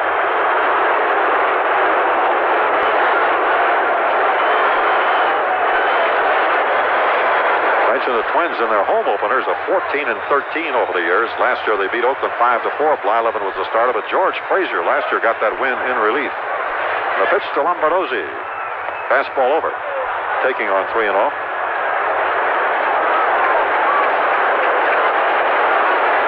The year before, Burt was the winning pitcher, beating Seattle 5-1. Now Steve ready to go. Bernansky leading at third with 2 out, and Steve delivers. High fastball inside 2, and it's ball 4 to Lombardozzi. He walks. Second walk given up by Steve, and Gladden with that long homer in the first inning coming up.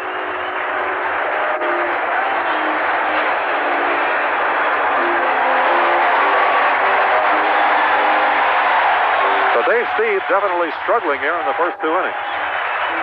Now pitching to Dan Gladden, who hit a 2-0 fastball deep into the left field seats. Gladden, of course, had that memorable grand slam home run in the World Series. Swings at the drive up the middle, a base hit.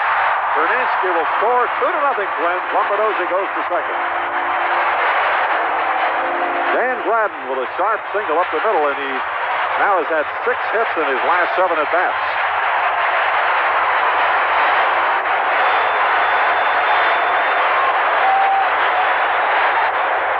Bernansky scoring. Lombardozzi to third. Of course, any runs the Twins score this inning will be unearned because of an error charged to Fernandez on Bernansky's ground ball with 1 out. Here's Gagne, who singled up the middle in the first inning. Twins 2 and the Blue Jays nothing. And the pitch. A slider misses outside. Ball 1.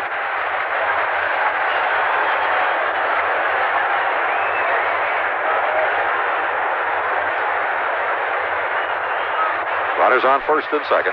2 out. On a run in. Steve has the sign. Here's the set by the right-hander. And the pitch. Way up high. Almost a wild pitch. Way over Gagne's head. And the count is 2-0. The Twins, who, of course, feasted at home last year, here at the Metrodome last year, remember they were 56 and 25. 56 wins, 25 losses. On the road, 29 and 52 on their way to a record of 85 and 77 to win the Western Division. Here's the set by Dave Steve. And the pitch. Slider popped up. Right side of the infield, Liriano calling for it, second baseman. Liriano makes the catch. Twins pick up an unearned run on 1 hit, 1 error, 2 left. 2 innings, Twins 2, and the Blue Jays nothing.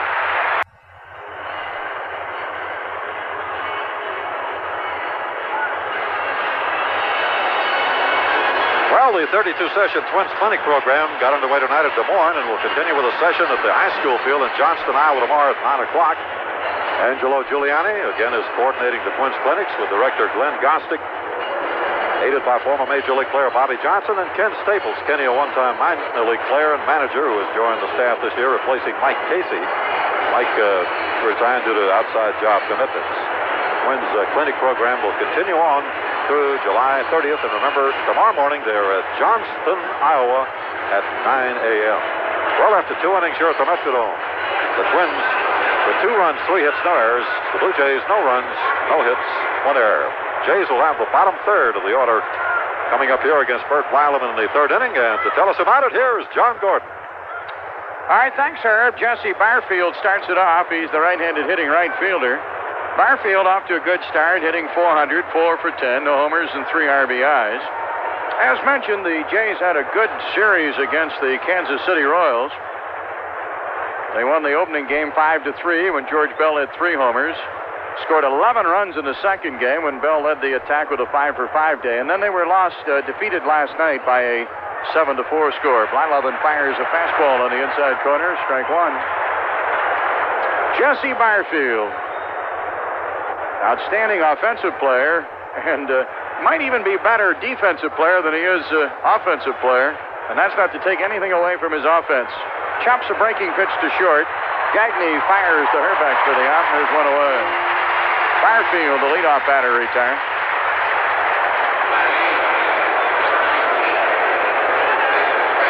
Barfield has never hit .300 as a Toronto Blue Jay. 2 years ago, he had 40 home runs and drove in 108. Generally regarded as having the best outfield arm in the American League, Jesse Barfield. Here's the left-handed swinging Fred McGriff now, the first baseman. McGriff hitting at .625. He's 5 for 8 in the early goings. Pitch is low, 1 ball, no strikes. 2-0, Twins lead. Twins 2 runs, 3 hits, no errors. And the Blue Jays, no runs, no hits, and 1 error.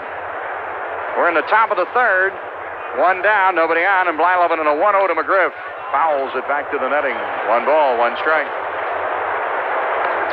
Well, join us tomorrow afternoon for Game 2 of this 3-game series. Charlie Lee will be making his first start for the Minnesota Twins. And he'll go against Jimmy Key, the left-hander, who won the opening game of the season for the Jays. Outside, a ball, 2-1. 2:20 start time tomorrow. 1:55 for the Twins Magazine show. For the Twins and the Blue Jays. Sunday, Todd Stottlemyre against Frank Viola. 2-1 to McGriff. He hits it high in the air to left. Fairly deep. At the warning track now, just in front of it, Gladden, and he makes the ground. Third put out for Dan Gladden in the game. 2 away, and the batter is going to be Rick Leach, the designated hitter.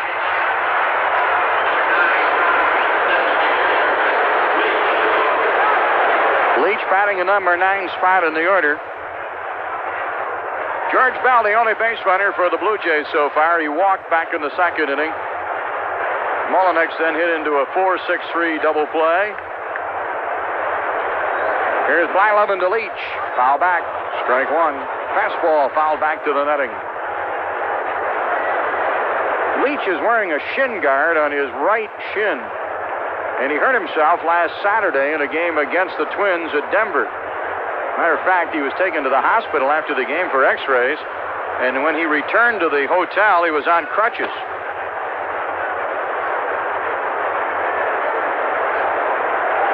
He's hitting 1,000, 2 for 2 in the early goings. No homers and 3 RBIs. Pitch is high.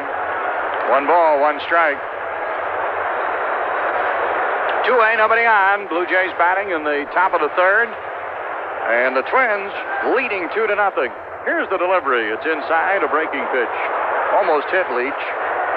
2 balls and 1 strike to count.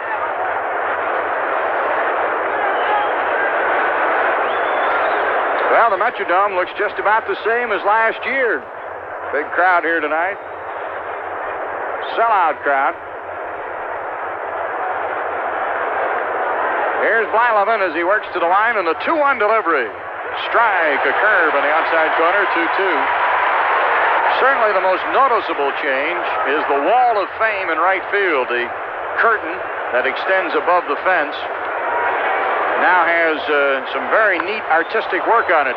Speaking of the curtain, here is a line drive past Tom Brunansky and off the curtain in right field. Leach on his way to second, makes the turn and heads for third. There is no play. He's in safely. I believe Brunansky will be charged with an error in the play as he had trouble coming up with the ball in right field. On the carom off of the curtain, Brunansky dropped the ball. He may be charged with the first Twins error of the game. We'll wait and see. It's an extra base hit for Rick Leach, and he ends up at third base.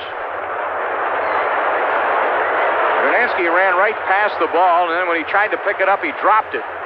I'm sure they'll charge him with an error, and that's what the call is going to be. A double for Leach, and an error to Brunansky to allow Leach to reach third base. Twins' first error of the season. On that wall of fame, there's one section which has 3 pennants on it for the Western Division champion Twins. Here's Lariano, and the first pitch to him is high, a ball, 1 ball, no strikes. The Western Division champion pennants are 69, 70, and 87. In the middle is the World Championship pennant from last year, and to the right of it, from where we are seated, is the American League champion pennants in 65 and 87. Here's a bouncer to second. Lombardozzi plays the short hop. On to Herbeck to retire Lariano, and the Blue Jays. Their threat is over here in the third inning. No runs, a hit, an error, 1 left. And at the end of 2 1/2, Twins 2, Blue Jays nothing.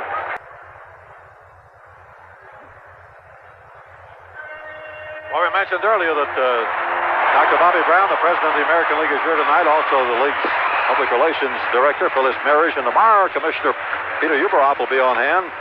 He'll preside over the presentation of World Championship rings to the members of the World Champion Twins when they take on the Blue Jays at 2:20. Charlie Lee pitching against lefty Jimmy Key. John?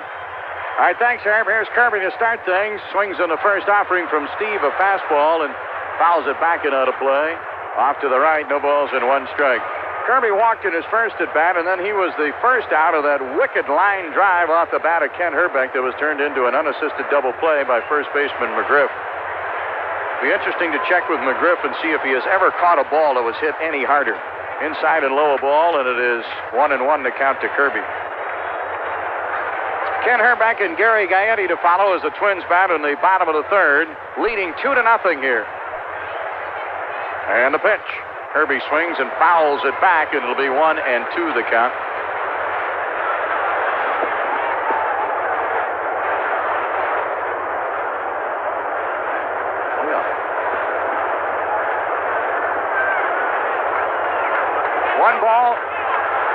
One ball and 2 strikes to Kirby. Swing and a miss, strike 3. Struck him out on a high fastball.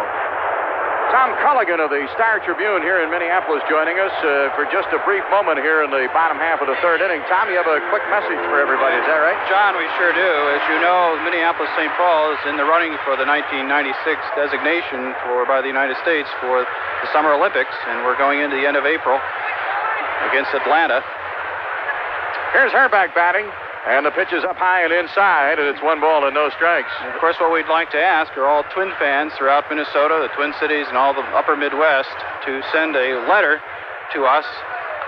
Herbeck swings and bounces one to McGriff at first. He'll make the play unassisted, and there's 2 down. Go ahead, Tom. Again, we'd like the letter to be sent to us at the address it to the U.S. Olympic Committee. And if you have a pencil out, box 59121, Minneapolis. 55459. And what we would like you to just indicate is that your support of Minneapolis-St. Paul staging the 1996 Summer Games. Just put on it, we want the Summer Games, the 96 Olympic Games. Include your name and address and send it to us again at that address, U.S. Olympic Committee, box 59121, Minneapolis 55459. And we really would like your support. It's going to be close with Atlanta, but we think Minneapolis-St. Paul has a marvelous chance to become the United States designated city to go into the international battle for the 1996 Summer Games. Okay, Tom, Gary Gaetti batting now with a count of no balls and 1 strike, 2 down and nobody on.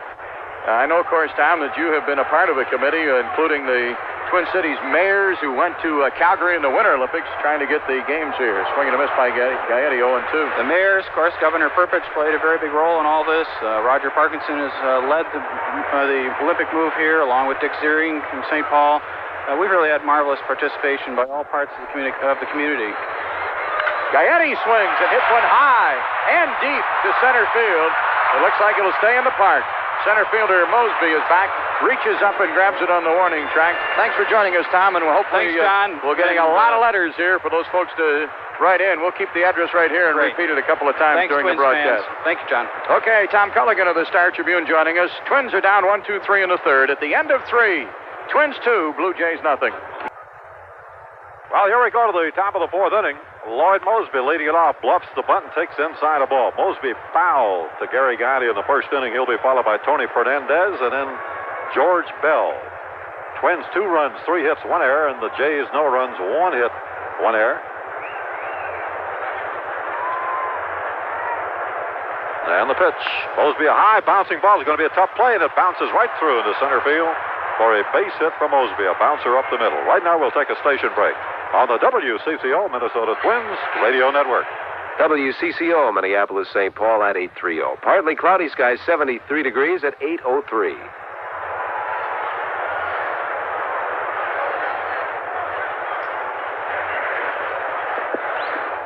Jim Cott visiting with us now as Tony Fernandez comes up. He flied to Gladden in the first inning. Well, I'll tell you, that was some kind of start the Twins had, Jim. Well, I'll tell you, they came out smoking. Of course, they hit the ball well. That second game in New York, Dan and Gladden especially had a big day, but they got 11 hits. So they've been swinging the bats all right. They didn't get the key hits in New York, but they have so far tonight. Switch hitting Tony Fernandez, the Blue Jays shortstop. Now the set by Blyleven. And the pitch curved him and got it over for a strike. 0-1. As much as the turf can help you by getting good hops and turning double plays, that time the hit by Mosby was definitely a turf hit. Just bounded through that infield with a lot of topspin on it. Had a little bit of radar going for it, as they say, right between Gregg and Lombo, and the throw to first by Blyleven. Mentioning the Twins getting off to a good start. I don't know about you, Jim. I don't know if I've seen a ball hit any harder than Herbeck hit that one in the first inning. McGriff, he didn't catch that ball. It caught him. He said, who says third base is the hot corner? Another throw to first, nothing doing. Twins have a 2-0 lead in the fourth. Mosby is on first base, nobody out, and Fernandez a 1-strike count. Herbeck holding. Blyleven from the set. Throws over there. Mosby gets back. George Bell on deck.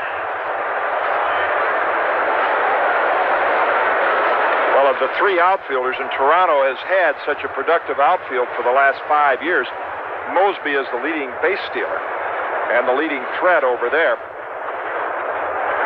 Tying a shoelace right now. Jim, you got this winning streak for the Twins on opening day underway 2 years ago. In 73? I didn't realize that. This has been a great day for the Twins. 9-1 on April 8th, I believe. Kenny Holtzman, I think was your opponent, 73. There's another throw to first. Oh, just got back. He went back standing, just got back. I'll tell you, they had some good clubs at Oakland in those days. They did, yeah.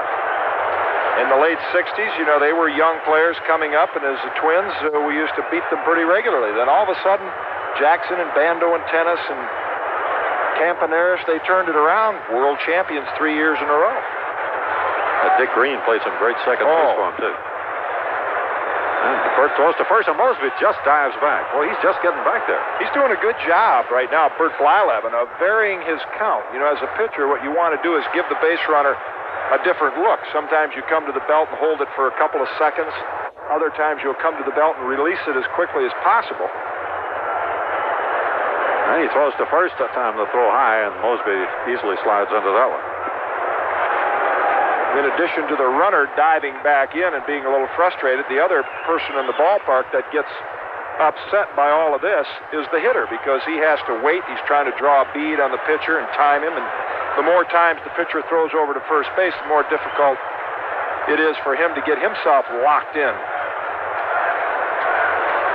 Mosby getting his lead foot on the turf. Now, there he goes. The pitch is a strike. Nieto's throw is not in time. Mosby with a steal. That's the first stolen base for the Blue Jays this year. Gagne had one for the Twins. Their first. So Mosby's on second now. Nobody out, and Fernandez with a count of strike two.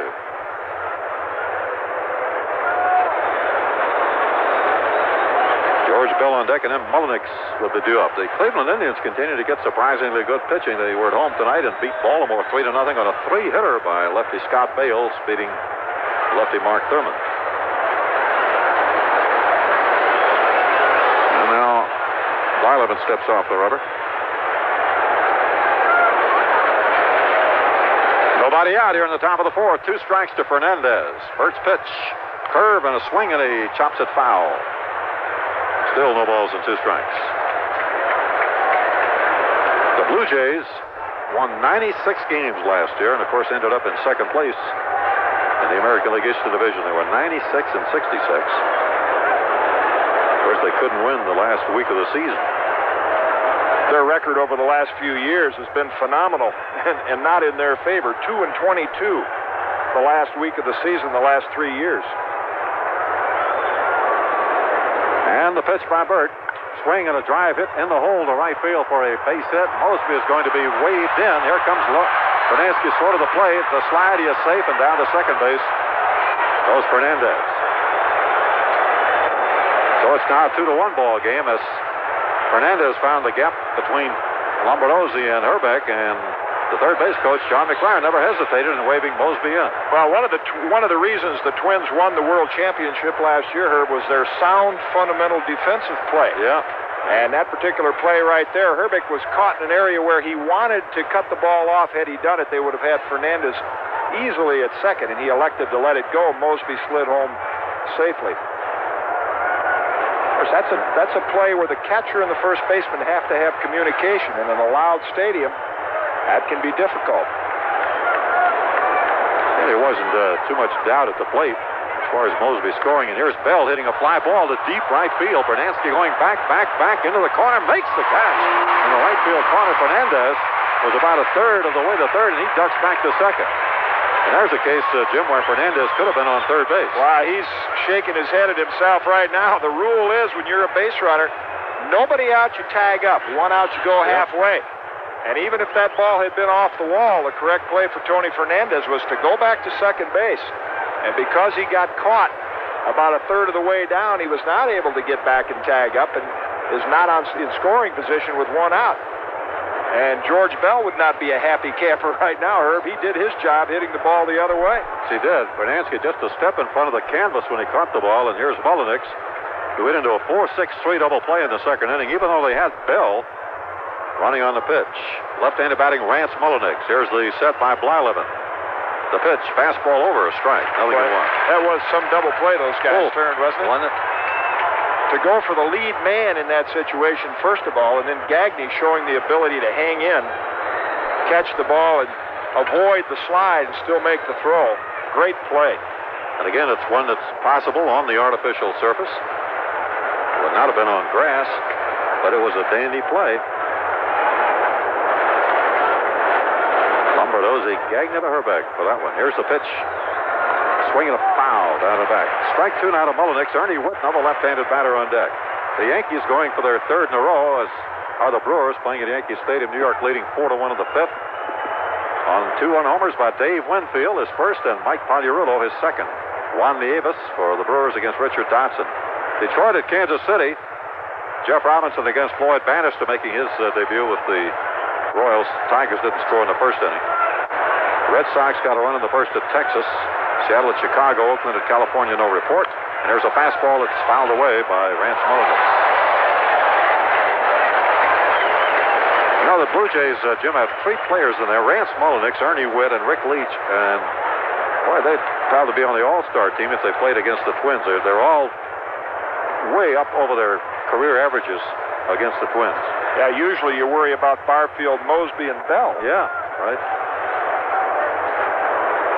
Mullenix, a 300 hitter in his career against the Twins, 270 lifetime. Ernie Witt's 322 against the Twins, 251 in his career overall. And Rick Leach hitting 330 against the Twins and 261 overall. Now, Nieto goes out to have a word with Blyleven. They have a runner on second. Fernandez, 1 out and 2 strikes. To Mullenix, 1 out. We talk about that great outfield of Mosby, Bell, and Barfield, all born within a 2-week period of time of one another. All the same age, born in '59, played together now for 5 or 6 years, and of course a lot of controversy surrounding that ball club. They don't want to break that outfield up. They don't want George Bell to DH. And the pitch. Inside, almost got him on the leg. 1 ball and 2 strikes. I tell you, they do give you a little run production, those three. Well, the evidence of that is when you look at Fred McGriff's stats from last year, 20 home runs, but only 43 RBIs. There was nobody left on base when he got up there. Yeah. They've been cleaned up. Blyleven bluffs a throw to second. Fernandez gets back. It's 2-1 here. The Twins leading in the fourth. The Blue Jays have a run in. Gagne shading well over towards second for Mullenix. Got him about 20 feet off the line at third. Here's the set by Blyleven. And the time is called. Call the balk. There's the first balk tonight. Well, I was holding my breath about that balk for both Steve and Blyleven. And, of course, Bert Blyleven is one of the prime targets when Whitey Herzog began to make comments last year about pitchers not stopping. And the first few games, we've seen a great deal of balks called. We have the monitor up here in the booth, and Blyleven's hands did continue to move before the front leg came up. The sad part about all of this is that pitchers have been doing the same thing for the last 100 years. Now suddenly they're going to change the rules and expect pitchers to change their habits overnight. Not an easy thing to do. 1-2 now to Rance Mullenix. The Twins pull the infield up a little more on the right side than the left. Now the pitch. Breaking ball, swing, and a miss. Or was it foul? Let's see. The ball popped out of Nieto's mitt, and it's ruled a foul ball. Nieto couldn't hang on to it. Well, actually held it long enough. Now the third base umpire, Tim Welke, indicating that it apparently was ticked by the batter, Mullenix. And now they've called him out. I guess they ruled Nieto held it long enough. I think the dispute there, Herb, was whether or not it was a foul ball. And I thought at first that Welke motioned that it was a foul ball, but it never did hit the ground, and Nieto made the play. Now we're going to get an argument from Mullenix and Jimmy Williams.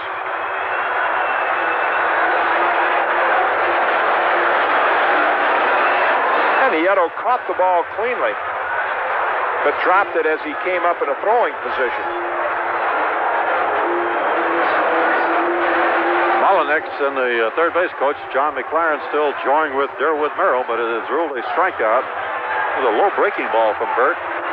Well, we got one going at every base. We got Mullenix with the home plate umpire. We got McLaren looking down at Welke at third. Jimmy Williams is shagging down the first base umpire.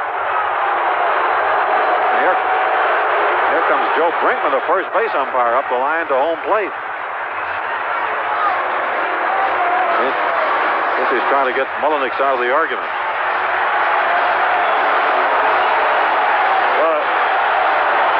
And over and above all of that arguing, a real quality pitch by Burt Gladden, and Mullenix had hung tough, followed off a lot of close ones. And there's that exploding curveball that Burt throws that looks to the hitter like it's going to be about thigh high, and it ends up down in the dirt.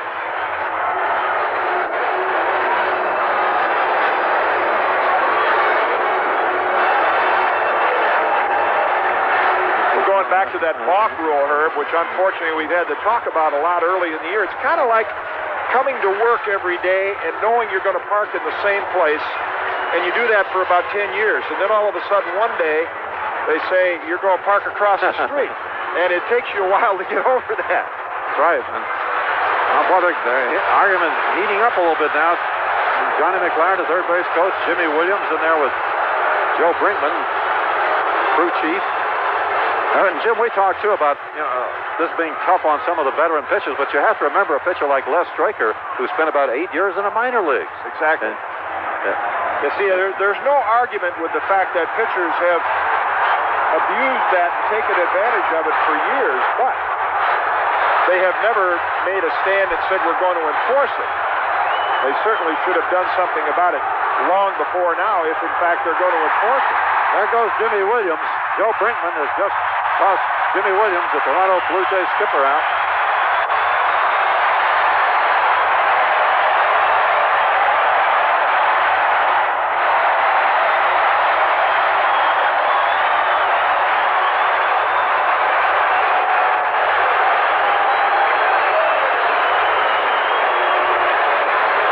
Ralph Houk's got to come back here and give Jimmy Williams some lessons on how to kick your cap and how to throw it. Because he threw his cap there, but he didn't do a real good job. Didn't get a lot of hang time on it. Ralph was one of the best going. You remember some of the arguments he would get in. Well, it is ruled a strikeout. And it'll bring up Ernie Witt, who fly to left his first time up. Toronto has the tying one on third. With 2 out. Tony Fernandez, the runner, and Ernie Witt, the batter.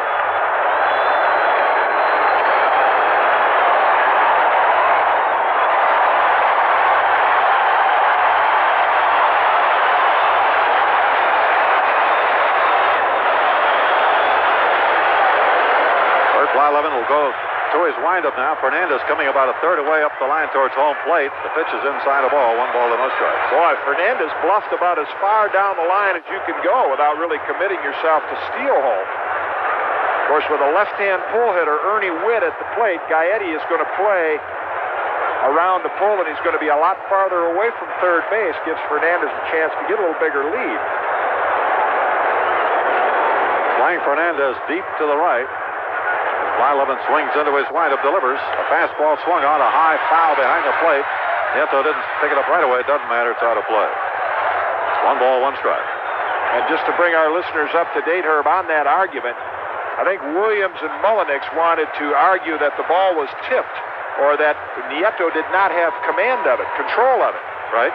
And in the opinion of Durwood Merrill and third base umpire Tim Welke, they felt he had control of it and had bobbled it in the act of coming up to throw toward third base with Fernandez stealing. And it did not hit the dirt.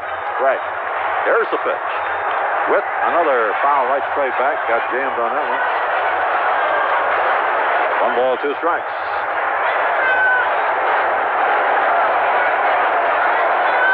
Philadelphia leading the Mets 4-1. They're in the sixth. Bruce Ruffin against Sid Fernandez. Lance Parrish, a 2-run homer for the Phillies. Cubs leading Montreal 6-1, the last of the fifth inning. Jamie Moyer against Yeomans. Dave Martinez with a grand slam for the Cubs, his first career homer. A grand slam. Dave Martinez and Witt at the ground ball to Herbeck. He has it. He'll make the play himself, and the side is up. 3 unassisted. 1 run, 2 hits, 1 left, 3.5 innings. Twins 2 and the Blue Jays 1. Skeptical about building a home. All right, back here, Bert Blyleven works out of trouble in the top of the 4th inning after the Blue Jays come up with 1 and close the gap to 2-1. If you joined us late, Dan Gladden got the home folks excited in a hurry by leading off the Twins half of the first with a home run. Also knocked in another one in the second. The Blue Jays scoring their run on an RBI single by Tony Fernandez. We go to the bottom of the 4th inning. Designated hitter Randy Bush will lead it off for the Twins against starter Dave Steve. Herb? Okay, Jim. Bush out second the first. Hit the first pitch to him in the second inning. Tom Bernansky and Nieto. Dave Steve, struggling in the first couple innings, retired the side in order in the third. Now the right-hander winds up and delivers. Bush hits a drive out to deep right field. Back goes Barfield. Reaches up. Oh, he made a one-handed catch. What a catch by Barfield. Wow, it looked for a moment like Barfield was having trouble picking that ball up. First of all, it was hit like a rocket, and he actually reached back over his left shoulder to catch the ball. Give you a little idea right there why Jesse Barfield considered one of the better right fielders in baseball. That's the type of ball, Jim. You know, if you're in the outfield, sometimes it is, as you mentioned, it's tough to pick the ball up right off the bat. The balls, especially in a full crowd, a lot of light-colored shirts, ball that's hit on the line is difficult to pick up. Low slider to Tom Bernansky, who reached on an error by Tony Fernandez in the second inning, and Tommy Bernansky eventually scored the Twins' second run on a base hit by Dan Gladden. That line drive double play in the first inning really turned things around for Steve. And that can happen oftentimes to a pitcher. Struggling in the first inning, just that one break can turn the game around a little for you. Had that ball not been caught by McGriff, Twins might have had 3 or 4. Gets his slider over to Bernansky, 1 ball, 1 strike. Dave Steve, 115 career wins. And Bernansky gets a smash in the hole. Left field, base hit. Continues to swing the bat well. It's his 5th hit and 9 at-bats this season. And we've talked some, too, Jim, about pitchers getting behind. Steve got behind Gladden when he hit the home run, and that ball Herbeck hit was on a 2-0 fastball. Yeah, when you've got quality hitters like the Twins do, it's even more important. You know, it's kind of a game a pitcher plays with himself because you're looking at Bernansky and Puckett and Herbeck, and you're saying, well, I'm a little hesitant to challenge him early in the count. But if you don't, and you don't get ahead of those guys, they become better hitters. Now Tommy Nieto, he hit a long fly ball in the second inning. The right field was caught by Barfield. Bernansky advanced to third and scored on Gladden single. Steve from the set. There goes Bernansky. A bunt throw down there. He is in time. The throw was to the left of the bag, but Fernandez came around with a tag, and second base umpire Terry Cooney called Bernansky out. 2-6. As Nieto sort of squared around as if he might bunt, he took the pitch for a ball. It was in the dirt. Pretty good play by Witt. Well, and as much trouble as Ernie Witt had early in the ball game hanging on to some of those pitches, charged with a pass ball, made an excellent throw, but it almost, on our monitor, appeared that Bruno got his hand in there. That's the old play, Herb. If the ball beats you there, you're out. Neighborhood play. Now the pitch to Nieto. And it's outside and low, 2-0. The throw was to the left of second base. Fernandez had it taken, and Bernansky slid in head first. But Terry Cooney called him out. There's a strike call to Nieto.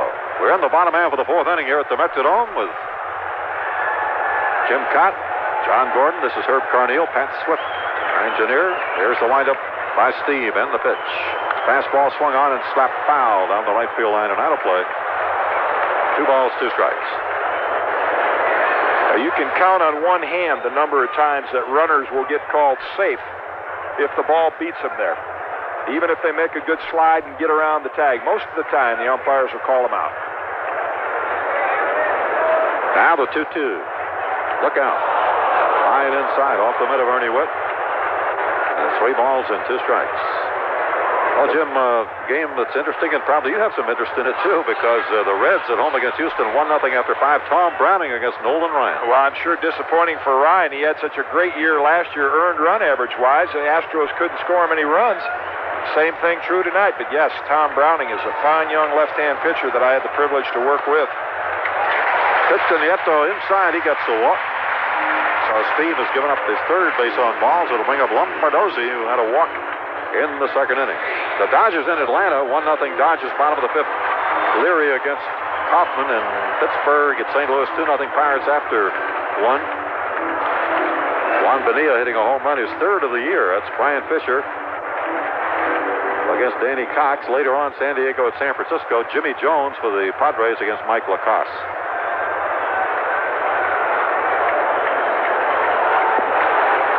Right here, it's 2-1 Twins, last of the 4th inning. Nieto on first, 2 out, pitch to Lombardozzi. Strike, fastball over, 0-1. That's a walk right there, Herb, that even if the Twins don't score, it's important to them because getting the number 9 hitter to the plate enables them to lead off the next inning with Dan Gladden, which is what they want to do. Obviously, Tom Kelly has him in that place for that reason. Now Steve steps off.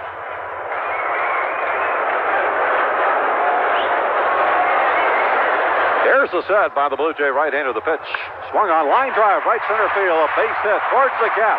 Barfield hustling over, can't get it. Mosby flips it to Barfield, and Nieto will stop at third on a double to right center by Lombardozzi. Boy, that was really an outstanding play by Lloyd Mosby. That ball was headed for the wall off the bat of Lombardozzi, and Mosby, knowing that he could not get himself in position to throw into the cutoff man, just flipped the ball similar to the way a shortstop would flip it to a second baseman. Got the ball to Barfield, and that prevented Nieto from scoring. Outstanding play. Good hitting by Steve Lombardozzi. So now the Twins with a 2-out threat, and Dan Gladden, who has homered and singled to center. Gladden got a 2-0 pitch. He was low bridged on the first pitch of the game. Then took a high fastball and then hit the next one deep to left for a home run. Swing and a miss. Dan, who has now had 6 hits in his last 7 at-bats. That's the best curveball that Steve has thrown the entire ball game. Knee high, outside corner. Here's the set with runners at second and third. The pitch, a check swing, and that cost him. Strike 2 now to Gladden. Well, the Twins again, Jim, having a lot of chances. They've had 9 base runners in this game so far. And the Blue Jays are getting Mark Eichhorn ready for the second time in this game. 0-2 to Gladden. Nieto on second, Lombardozzi. Nieto on third, and Lombardozzi on second. The pitch, a slider low and outside. And he really swung. Didn't look like much of a swing. But Joe Brinkman ruled it a swing, and Gladden is out. Big strikeout, number 2 for Steve. No runs, 2 hits, and 2 left. 4 innings, Twins lead the Jays 2-1. All right, Herb. Okay, Jim caught Barfield. Takes Bert's first pitch inside a ball. Barfield bounced to short his first time up, and he'll be followed by McGriff and Leach. That's the bottom third of the Blue Jay order. Now the windup in the pitch. Fastball swung on, hit by Blyleven up the middle, a base hit. Barfield got a fastball right down the pipe, hit it hard up the middle, just out of the grasp of Blyleven. And the Blue Jays now have their 4th hit of the game, and the tying run on. And here's McGriff, who sent a long fly to Gladden in the 3rd inning. McGriff, a left-handed batter. Well, it's pretty good, Jim Cott, when you can have a couple of batters like Barfield and McGriff as your 7 and 8 hitters. I was thinking about that, to have that kind of power down in the lineup. I mean, McGriff's an outstanding fastball hitter.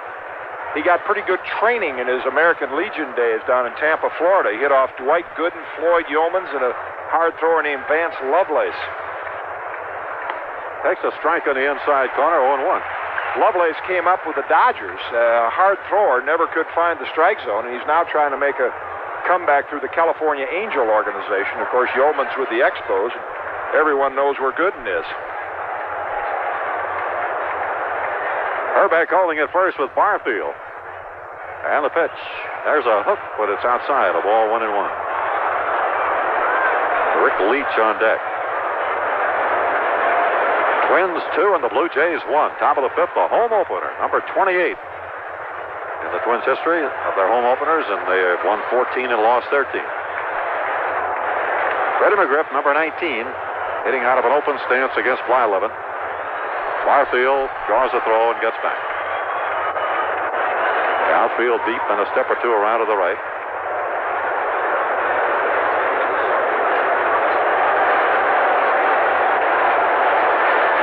Here's the set by Blyleven. And the pitch on the outside edge of the plate. A strike, 1-2. Talking about Barfield hitting down in the lineup. Of course, Jimmy Williams loves to see Barfield get on base with McGriff and Leach coming up behind him because they're both left-handed hitters. Herbeck has to hold Barfield on over there, and that opens up that hole between first and second. Now the set by Bird and the pitch. Curveball swung on, a drive hit the center field. Puckett on his horse way out there and reaches up one and it. That's the canvas in right center field. And a throwback to first base. And Barfield doubled up at first base. Kirby Puckett with a running one-handed grab against the canvas in right center field. McGriff hit that one a long way, but Kirby went and got it, turns it into a double play. Wow, the fans here at the Metrodome so used to seeing Puckett make those plays as if they're routine. Very similar to the one that he had in New York where he jumped over the fence and the ball just hit off the heel of his glove and went for a 3-run homer. But he was running at full tilt right into the wall out there, kept the concentration, and Barfield was an easy out at first base. He had already rounded second. There's Rick Leach, who doubled to right his first time up, swings at a fastball and fouls it on a plate on the left field line. One strike. Well, we've seen a few outstanding double plays that have really taken Steve and Blyleven out of trouble here in the first half of this ball game.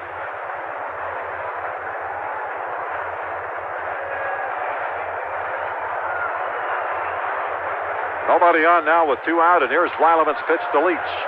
Takes a strike, 0-2. No balls, 2 strikes. Rick Leach so far this season is 3 for 3, a single and 2 doubles, 3 runs batted in.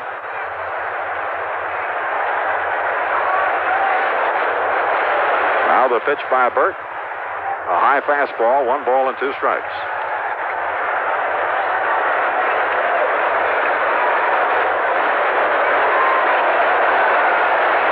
They play Leach straight away.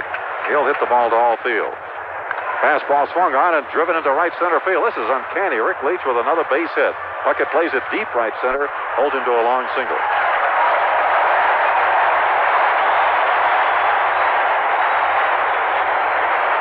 And another outstanding play by Kirby Puckett, despite the hot bat of Rick Leach.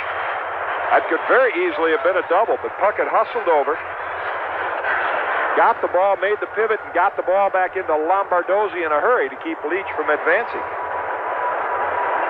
Of course, George Bell, rotating between the left field and designated hitter Herb, started off the season 3 home runs on opening day and then 5 for 5. So between Bell and Leach,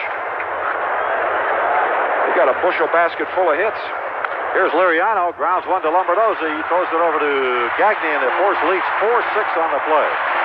No runs, 2 hits, and 1 left. 4.5 now. The Twins 2 and the Blue Jays 1.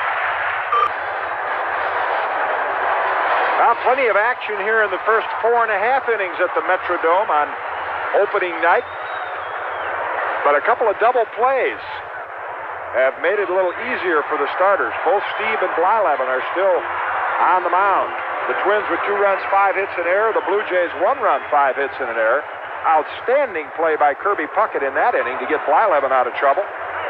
And to lead off the bottom of the 5th inning against starter Dave Steve is Greg Gagne. Herb? All right, Jim Gregg with a single and a pop to second. Steve's pitch. Breaking ball too low. Puckett on deck. Herbeck to follow. Should be Puckett leading off here. Usually the guy that makes a great play leads off. Isn't that the truth? Happens so often. There's a pitch fouled away, a fastball bounce foul to Rick Rennick, coaching at third, 1-1. Wayne Terwilliger, of course, in his station at first. Well, Jim, looking at it, Dodger team 5 runs in the 6th inning in Atlanta. They lead the Braves now 6-3. Atlanta's having their troubles. They're struggling, and the Cubbies are smoking. They've got come out of the gate. That's something. Dave Martinez, his first Major League homer, a grand slam. There's the pitch. Look out, a slider way inside. I think that's one he'll remember for a while, maybe for a lifetime. It's Jamie Moyer against Floyd Yeomans at Olympic Stadium in Montreal. Ball 2, strike 1 to Greg Gagne. Steve, the right-hander, kicks and throws. A high slider, and it's 3-1.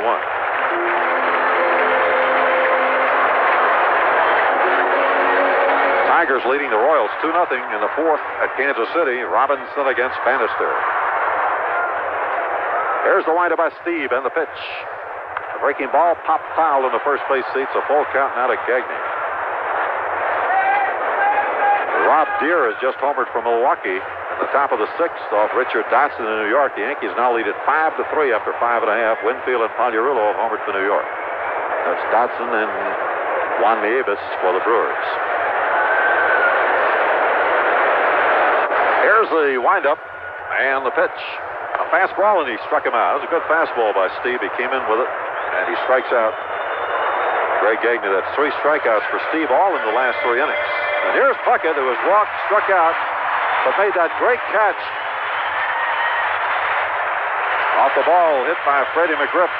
Doubled up Barfield at first base. Racing into right center field to the canvas, got it and threw it to Herbeck, and Barfield was long gone, and an easy double play. Here's a windup by Steve and the pitch to Kirby. Swung on a bouncing foul outside of third.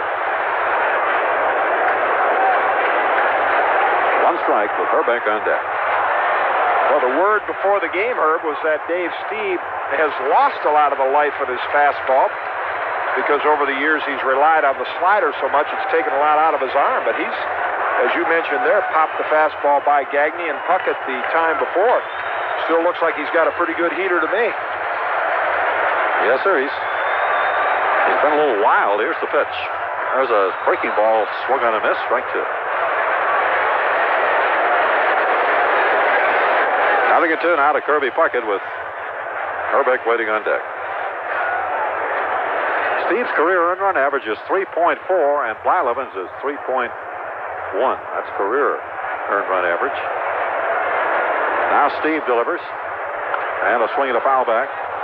Still 0-2. And, of course, Steve with the Blue Jays for quite a while now, and he was pitching in the early years when they really didn't have very good ball clubs.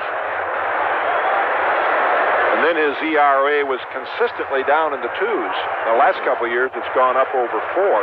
But I think that hard slider has taken a little toll on his pitching arm. Doesn't have the smooth mechanics that Bert Blyleven does. He delivers to Kirby. A breaking ball swung on, hit high in the air to shallow right field towards the line. Here comes Barfield over. He makes the catch. Puckett flies to right to Jesse Barfield, 2 away, and here's Herbeck, who hit that wicked line smash to McGriff for an unassisted double play in the first. The Twins had 2 runners on and nobody out. And Herbie hit a hard ground ball, and McGriff an unassisted put out in the 3rd.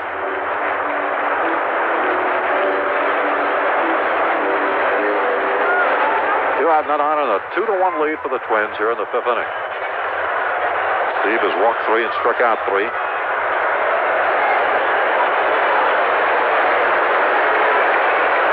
Outfield deep and a shade to the right. Here's the windup by Steve and the pitch.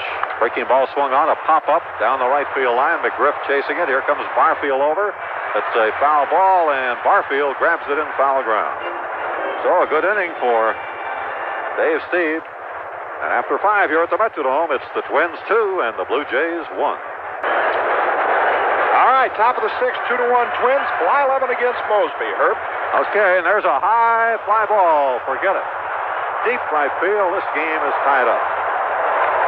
2-2. Mosby put the wood to it. His first home run, his first extra base hit of the season. He's now 2 for 8. A home run for Lloyd Mosby to make it a 2-2 ball game. I was just about to say, Jim, that this is the type of inning, to me, it's a real test for a pitcher because you're starting the third time around the batting order, and you've got the second, third, and fourth guys in the batting order coming up. That's a good point. That's always a challenge to a pitcher, and normally where a pitcher and catcher get together and start changing their pattern of pitches, and of course Mosby, good low fastball. I mean, that was one of those balls that got small in a hurry, got out of here quick. Remember Willie Kirkland years ago, outfielder with the Baltimore Orioles, good low fastball hitter like Mosby. And he could hit, when he hit home runs, I mean, they just seemed like they got out of the park in an instant, like that one did. And there's a curve outside of Hernandez, batting left-handed. He's flying to left and single to right.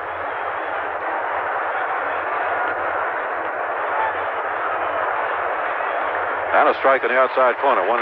That's why so often people will say, you know, a pitcher gives up right in the game, and they'll say, well, he got a little tired. It's not that a pitcher gets tired necessarily, but it's the fact that you see those good hitters the third time and then the fourth time, they're bound to get a little bit better, time you a little better. Right. Now Baron Guerra starts to heat up in the Twins bullpen. Hernandez, 1 for 2, a run-scoring single. Takes high ball, 2-1. And of course, the ball carries well in here. We mentioned that ball Fernandez hit the first inning, Jim. Looked like a routine fly ball. Looked like a little pop-up just out behind shortstop, and it went all the way to the warning track. Fernandez batting left-handed. 2 balls and 1 strike. Here's the windup by Burt and the pitch. And a strike just on the outside edge, 2-2. 2 balls, 2 strikes. You'll always see more good, I think, low ball fastball hitters who hit left-handed than right-handed. And everybody's been trying to figure out why that is. Yeah, it's probably a weird reason, but one of the things I think left-hand hitters are better low ball hitters is that their first step is toward first base, and they're trained to pull out and go that way.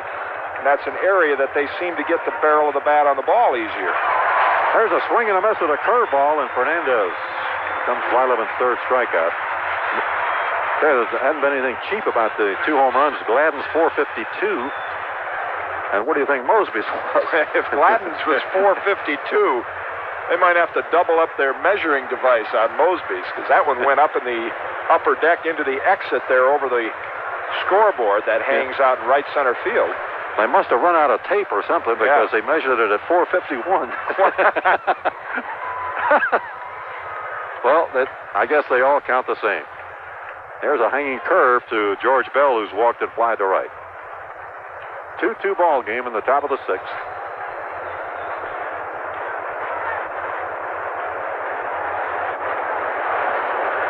And the pitch. And there's a curve, 1-1. It's like, I think one time somebody asked Willie Mays about some of his catches. How would he compare this catch with that catch? And Willie says, well, I don't compare them. I just catch them. Yeah. A home run is a home run as long as it gets out. Don't pay for the extra distance. Here's a breaking ball. It's popped very high in the air to shallow center field. Puckett coming in. Kirby is under it. He makes the catch. 2 away. Kurt Stillwell, the shortstop that the Royals acquired from Cincinnati, got an inside the park home run against the Blue Jays last night. And that's an added bonus for Kansas City because they acquired Stillwell for his defensive ability. But he's a switch hitter, and I'll tell you, he'll give them some better offensive production than they think. I had a chance to see him play in the Reds organization when I was coaching over there. There's a foul off the bat of Rance Mullenix down the left field line out of play. Mullenix hit into a 4-6-3 double play in the second inning, and he was up on the disputed third strike in the 4th inning when he swung at the pitch, and the ball hit Nieto's mitt, went up in the air, and he grabbed it. It never hit the ground, but there was quite an argument that followed. For a moment, it looked as though the third base umpire, Welke, had ruled it a foul ball. But then they decided it was a legal catch by Nieto. And then Jimmy Williams, the skipper for the Blue Jays, was tossed out by Joe Brinkman, the first base umpire. And a changeup is low to Mullenix, 1-1. Left-handed batting, Rance Mullenix, playing at third base. 2 out here and nobody on in the top of the 6th. Blyleven looking to Nieto, has the sign. The windup in the pitch. Breaking ball in for a strike. 1-2. And now you talked about that third time around. You can see Blyleven's pattern of pitching. is really taking a lot more off that breaking ball than he did the first couple times around, especially to the left-hand hitters. They're playing towards left for Mullenix in the outfield. There's a curve in the dirt. 2 balls, 2 strikes. And it hit the dirt, and the plate umpire Merrill wants to have a look at it. Mullenix, the number 5 man in the order. Blue Jays have 6 hits, 1 more than the Twins. Each team has been charged with an error. We're talking about the Stillwell trade to Kansas City. The Reds benefited from that trade also. Danny Jackson, the left-hand pitcher they received, pitched a complete game, knocked in a couple of runs. Yes, he did. How about that? And that's amazing because he never batted in the American League. And the pitch. Breaking ball swung on and a looper down the left field line to Gladden. He's right there, makes the catch, and that's all for the Blue Jays. They tie it on Lloyd Mosby's leadoff homer. 5.5, Toronto 2 and the Twins 2.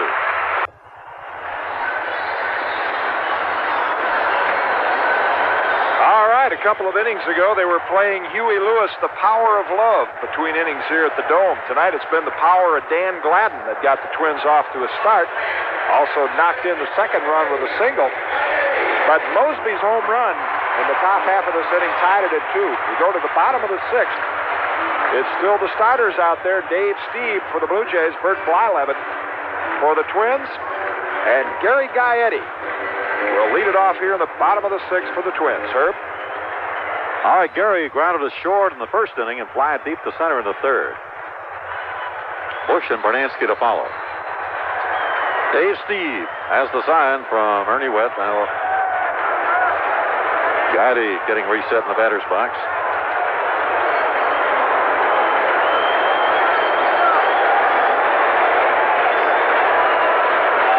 And the first pitch is low for the ball. 1 ball and no strikes. Stieb allowing 5 hits thus far. He's walked 3, struck out 3. Well, there have been times when he has thrown some pitches way out of the strike zone. And the pitch. There's one bouncing up there, Ernie Witt. 2-0.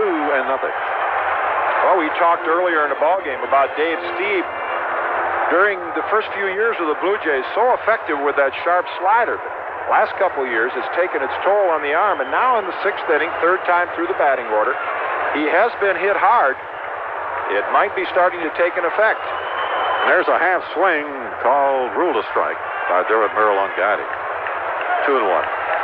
They've had Mark Eichhorn up and the bullpen a couple of times. Nothing doing right now. Berenger throwing for the Twins. And also Steve Carlton. There's a breaking ball strike. Didn't have any effect on that pitch. Good breaking ball to Gaetti. But so often that will affect. The number 1 indicator would be the control. Pitcher begins to throw the ball out of the strike zone. And after throwing so many breaking balls in the early part of the game and the arm begins to tighten up, you remember Dave Boswell. That was what happened a lot to Bozzie because he threw so many curveballs. 2-2 now to Gaetti, playing him deep to the left. Steve delivers. High and inside. 3 balls and 2 strikes.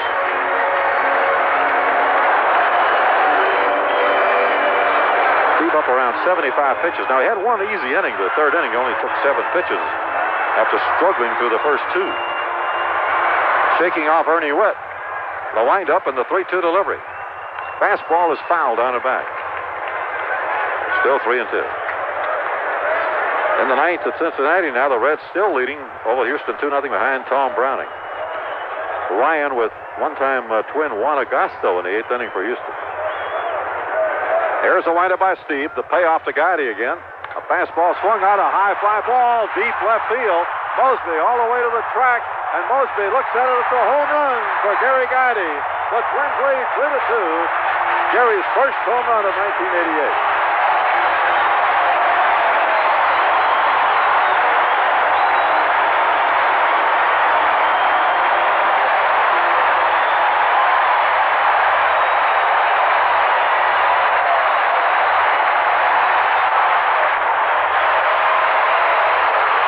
Looked like Steve challenged him once again, Jim. You talked about the 3rd time through the batting order and what a pitcher has to do. Oftentimes change his pattern, and that's exactly what Steve did on 3 and 2. The pitch before that was a fastball. Gaetti fouled it off. He came right back with the same pitch up in the strike zone. And Gaetti nailed it. There's one over Randy Bush's head. Not at his head, but very high. Randy's grounded to second. Lined out to Barfield on a good running catch in the fourth inning. Steve pumps and throws. Outside and low, 2-0. In 3 games last year, Steve allowed the Twins only a pair of homers, one by Herbeck and one by Gaetti, and now Gaetti is homer this year. Mark Eichhorn, for the 3rd time tonight, is warming up in the Toronto bullpen. 412-foot homer by Gaetti. And Bush hits a fly ball to center field off the end of the bat, not deep, and it is caught by Fernandez. The shortstop right in between Luriano and the center fielder Mosby. And that's the most difficult play that an infielder has to make right there. You've got a crowd of over 50,000 making a lot of noise. You have the center fielder, second baseman, shortstop all going top speed after a shallow fly ball. It's kind of hard for them to hear one another say, I got it, you take it. We saw the collision. Fortunately, nobody got hurt, and Fernandez hung on to the ball. It's good play. Here's Bernansky's reached on Tony's error and single to left. Bernansky now 5 for 9 this season. And the pitch is low for a ball. Remember a couple of years, Jim, that the Twins played at Shea Stadium. The airplanes there would sometimes give you a little trouble noise-wise. Boy, wouldn't that be annoying? There's a pitch low, 2-0. Trying to watch a ball game, and all you can do is look up and count 747s going by. Twins, of course, the Yankees played their home games at Shea Stadium for 2 years as they refurbished Yankee Stadium. Dave Steve into the windup, and the right-hander's pitch. There's a slider whack foul by Bernansky, 2-1. Nieto on deck. Player that hated that move worse than anyone was Bobby Mercer, who is now a broadcaster with the Yankees. He'd had some productive years in Yankee Stadium with that short right field wall, and in Shea Stadium, of course, the ball doesn't carry like it does in Yankee Stadium, and those home runs from the year before were just warning track outs at Shea. Curve is low to Bernansky, 3-1 now.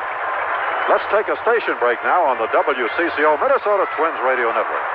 This is WCCO, Minneapolis, St. Paul at 8:30. The time is 9 o'clock, mostly cloudy skies, 69 degrees.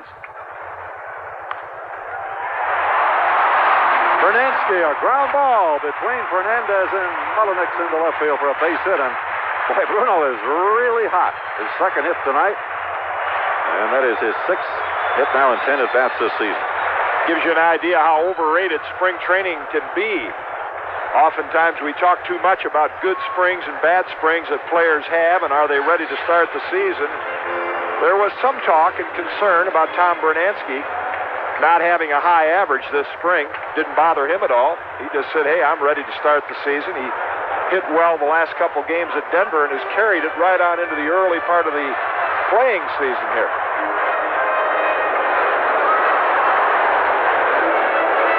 Like Bruno towards the end of spring training left the old wake-up call there and said it's time to go. And they called him on time.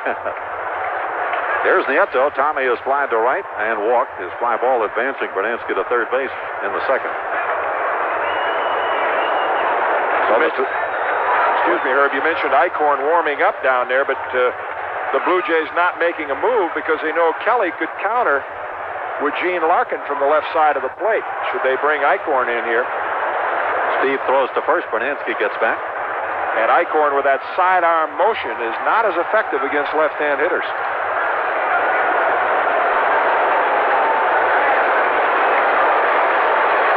Berenguer still throwing out there. Carlton's also in the bullpen. Steve goes over to first again. Bernansky gets back. Tommy out in the 4th inning, going down to 2nd on an attempted steal on the width throw to Fernandez. Here's the set by Steve. Look over to first. The pitch, breaking ball outside. 1 ball, no strikes.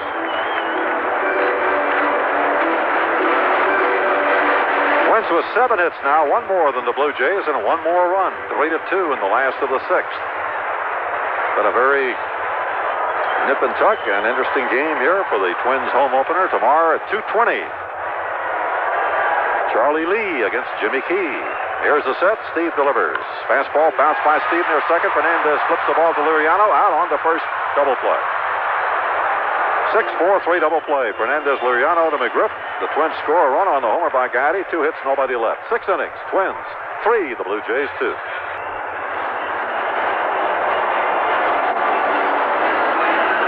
Well, the Twins are going to bring in Juan Berenguer. Blyleven goes 6 innings. Allowed 2 runs, 6 hits, walked 1, struck out 3 through 80 pitches. And Berenguer, who was the losing pitcher in the second game of the series at Yankee Stadium when he pitched 2 innings and gave up 3 runs, 4 hits. No walks, he struck out 3. It'll be Witt, Barfield, and McGriff here in the 7th inning for Toronto. The Twins 3 runs, 7 hits, and 1 error. The Blue Jays 2 runs, 6 hits, and 1 error. So we're set to resume play, and once again, let's tune in here on John Gordon. All right, thanks, Herb. Berenguer making his second appearance. He pitched in New York on Wednesday, and in an inning, 2 innings of work, he gave up 4 hits and 3 runs. Left-handed hitting Ernie Witt takes the ball, 1 ball and no strikes. 3-2 Twins lead on the Gaetti homer in the bottom of the 6th inning, snapping a 2-2 tie. And the delivery, it's high and it's 2-0. Juan Berenguer.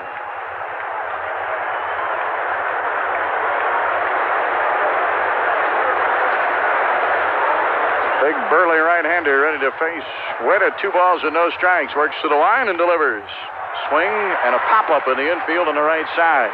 Herback calling and waving everybody away. He's got it. Ernie Witt pops up to first baseman Ken Herback in fair territory. 1 down. Berenguer worked 11 innings in the spring and pitched to an ERA of 4.09.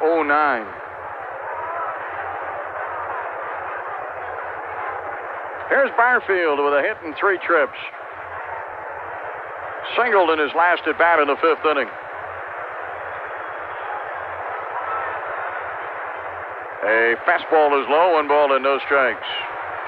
Yanks in Milwaukee at Yankee Stadium in the 6th inning. It's 5-4 New York. Winfield and Paliarulo have homered in the game for the Yankees. Here's the 1-0 delivery, way high. 2 balls, no strikes. Rob Deere and Robin Yount have homered in the game for Milwaukee. Yanks and Brewers are both 2-0. They head into a 3-game weekend series at New York's Yankee Stadium. Indians beat Baltimore 3-0. Scott Bales, a 3-hit shutout. Barfield swings and misses on a fastball, 2-1. Berenguer was the losing pitcher in that Wednesday game at New York. He dropped behind Rickey Henderson, 2-0, and gave up a big 2-run double to Rickey that won the game for the Yankees. Here's the 2-1 to Barfield. He fouls it back and out of play. Tigers lead Kansas City 2-1 after 4.5. Boston and Oil Can Boyd ahead of Texas 2-0 after 4. Seattle's Jim Presley is homered, and the Mariners lead the White Sox 1-0 after 2.5.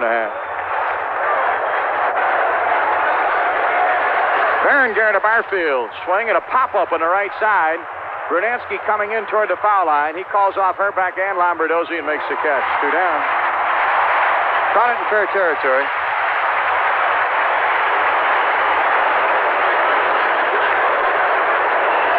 Cubs out in front of Montreal, 6-4 at the end of 7. Phillies lead the Mets 4-1 after 7, and Parrish is homered in the game, his first for Philadelphia. Tom Browning in Cincinnati leading Houston. Nolan Ryan 2-0 after 8. And the Dodgers leading the winless Braves 6-3 after 7. Suter pitching that game for Atlanta now. Here's McGriff in a count of 1-0 the count. Berenguer rocks to the line, and here's a pitch. Just outside, 2-0. Now Juan has been 2-0 to every batter he's faced in this inning. But so far, no real damage done. Witt popped to first baseman Herback. Barfield flying to shallow right to Brunansky right down near the foul line. Here's the 2-0. Swing and a miss and a fastball. 2-1. Blyleven, 6 innings, 6 hits, 2 runs, both earned, and 1 homer.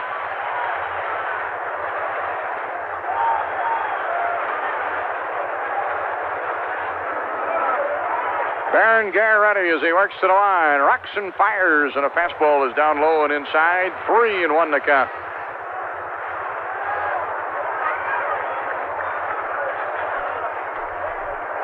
Toronto manager Jimmy Williams ejected from the game in the 4th inning on a disputed call on Rance Mullenix when he struck out. Foul back and out of play.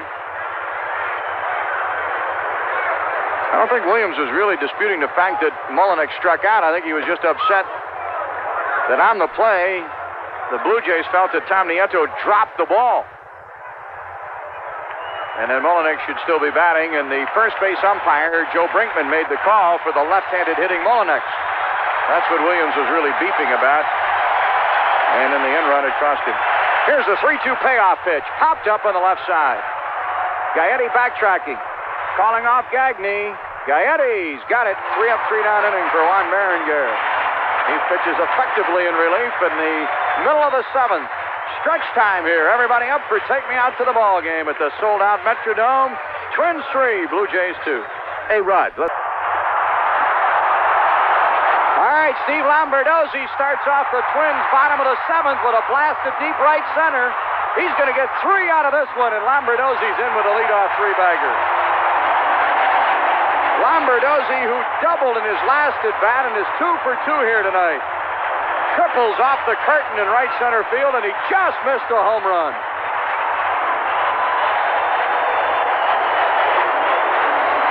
Three-bagger for Lombardozzi. Twins have their 8th hit of the game. Here's Dan Gladden. The infield will be drawn in here. Hey, we'd like to congratulate all the stations on the Minnesota Twins radio network for 1988. A new record. There are 79 Minnesota Twins radio network stations this year, the biggest network ever. Congratulations to all the stations carrying the games on the Minnesota Twins radio network. Gonna have a pitching change here. Cito Gaston, who is obviously the acting manager, is out to the mound, and he's calling on Mark Eichhorn to come in to replace Dave Steve. Steve will leave after going 6+ innings. And that leadoff 3-base hit to Steve Lombardozzi. So there's a pitching change. With a pause in the action, the score, the Twins 3, the Blue Jays 2. We'll be right back. And now, Joe Souchere and Pat Royce on the St. Paul Pioneer Press-Dispatch. I like our sports coverage because I need a sports section that gives me something to read. I'm tired of sports sections that it just gives me stuff to digest and know. I don't want to have to know so much. I want to read something. I'm tired of information. What a guy's on-base percentage. I don't need to know that. Tell me a story about the guy. My theory of writing a sports column is, though, you better have some kind of a reaction from people. They better either chuckle or holler. Plus, it should be, we come closer in our sports pages to doing what Red Smith used to say, take the reader by the hand and lead him into the dugout. When you read our sports section, you'll get the real score, because we give you the stories on the games being played on and off the field. Read the St. Paul Pioneer Press-Dispatch. Nobody else brings you the news like this. Hey, Twins fans, catch the world champions in action, in comfort, from a Metrodome suite. A limited number are available by the game. Each suite comes complete with deluxe seating, 2 TVs, stockable bar, food menu, and a super view of all the action. Twins single-game suite prices start at $400 plus tickets. Call 828-6500 to order your suite for an upcoming Twins game. You and your guests will have a ball. Call 828-6500 today.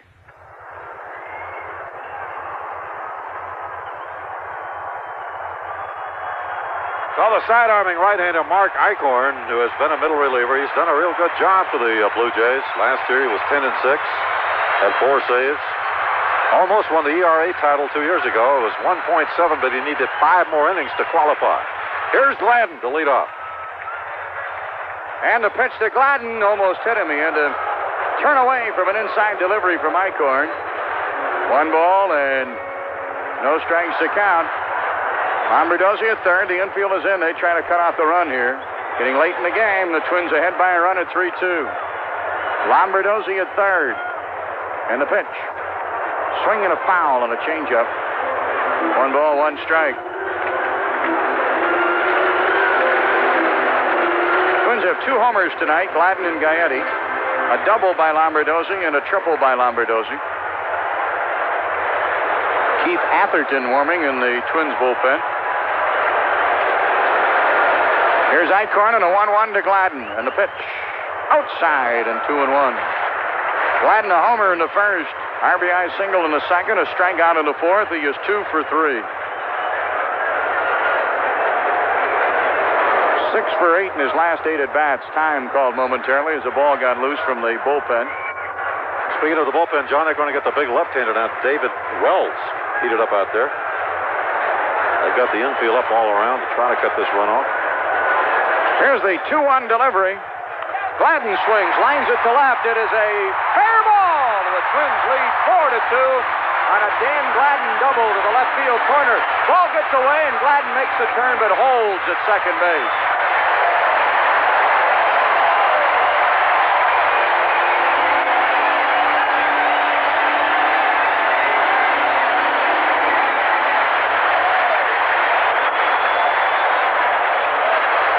Well, that Dan Gladden is swinging one hot bat.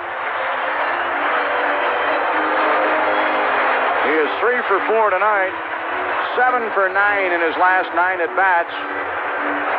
That one kicked up chalk, Herb, right down the line. And again, Dan had a little bloop double the other day, and that one landed right on the chalk line. So that's the old cliche we mentioned the other day. When you're hot, you're hot. You get those balls that fall in there or hit the chalk line. When things are going tough, they just miss. Boy, he and Bernansky have been kind of an awesome twosome here with their bats. They really have. Bernansky's got 2 hits tonight. Gladden has 3. Here's Gagne now. Still nobody out. Twins start the 7th with a triple and a double, and they lead by 2. Gagne bunts. 1 play. On to first. Gagne sacrifices. Gladden ahead. So the Twins move Gladden into scoring position with Kirby Puckett coming up.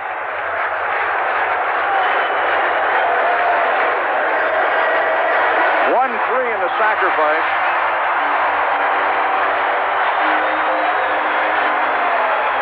Here's Puckett now with a runner at third, and the infield coming up again.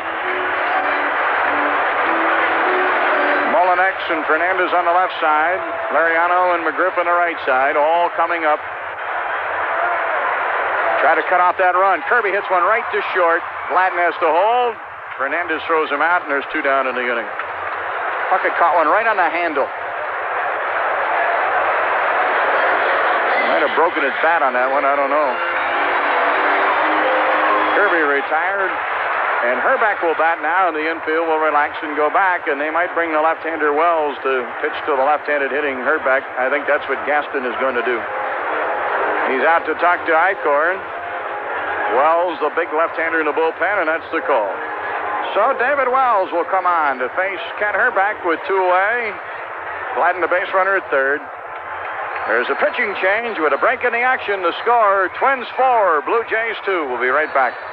Hey, Twins fans, catch the world champions in action, in comfort, from a Metrodome suite. A limited number are available by the game. Each suite comes complete with deluxe seating, 2 TVs, stockable bar, food menu, and a super view of all the action. Twins single-game suite prices start at $400 plus tickets. Call 828-6500 to order your suite for an upcoming Twins game. You and your guests will have a ball.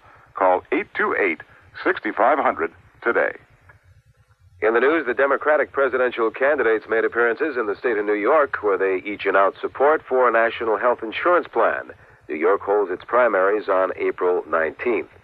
An ambassador from the League of Arab States says although the U.S. peace plan for the Middle East is a positive step, it contains flaws which will prevent it from ending violence in the Israeli-occupied territories.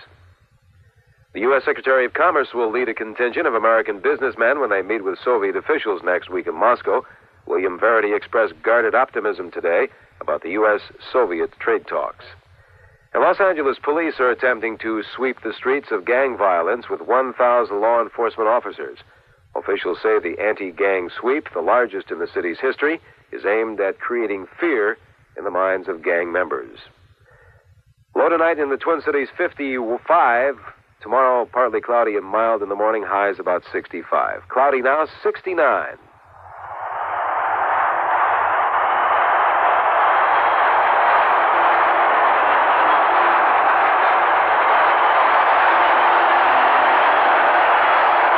Well, big number 36, David Wells, 6'2", 225 from Torrance, California.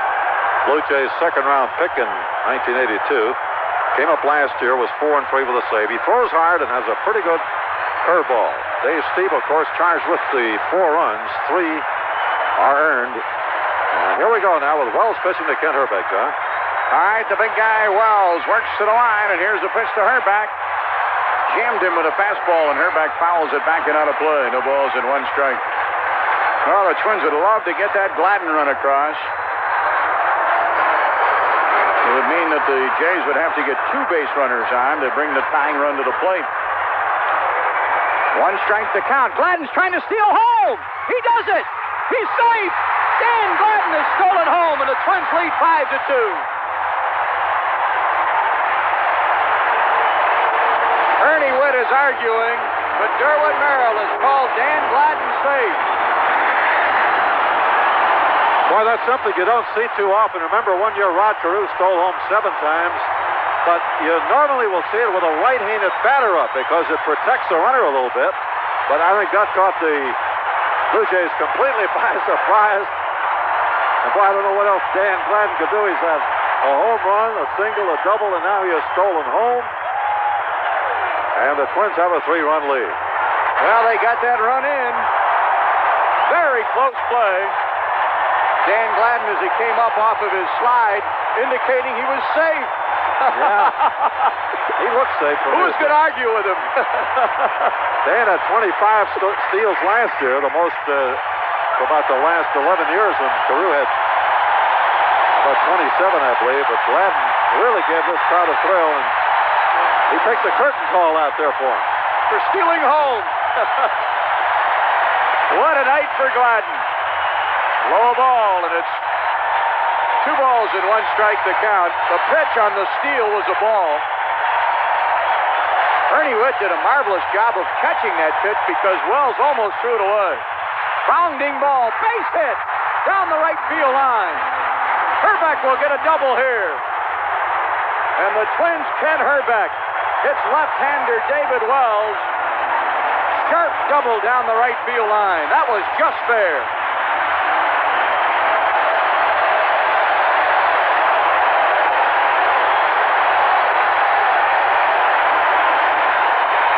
Twins have their 10th hit of the game. Gary Gaetti will be the batter. Randy Bush is due up next. They'll probably walk Gaetti with first base open.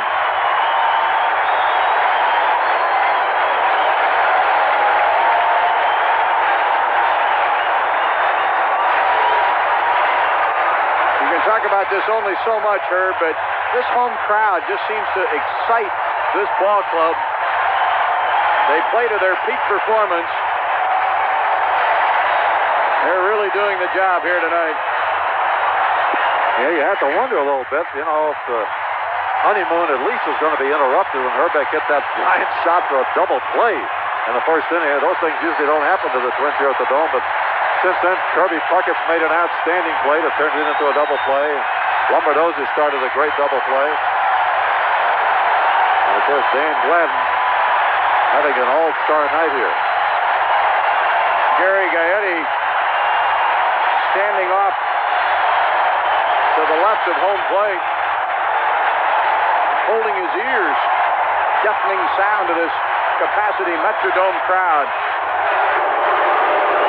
Cheers turn to boos when the decision is made to walk Gaetti. The intentional pass given here by David Wells.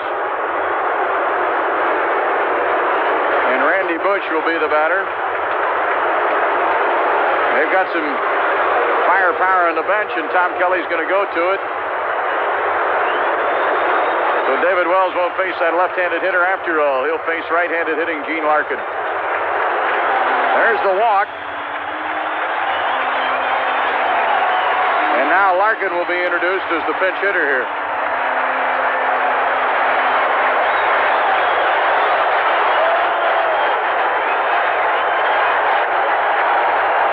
Dwayne Ward, a right-hander in the bullpen for the Blue Jays.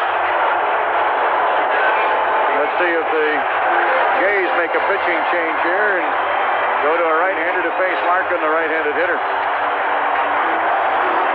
First and second, 2 down in the bottom of the 7th inning. Twins have added 2 runs in the inning. Lombardozzi opened it with a triple and then scored on a Dan Gladden double. Gagne sacrificed Gladden to third. Puckett grounded out with a runner holding, and then Gladden stole home. And here we go, 2 on, 2 away, and Wells ready to face Larkin. Crowd coming to its feet.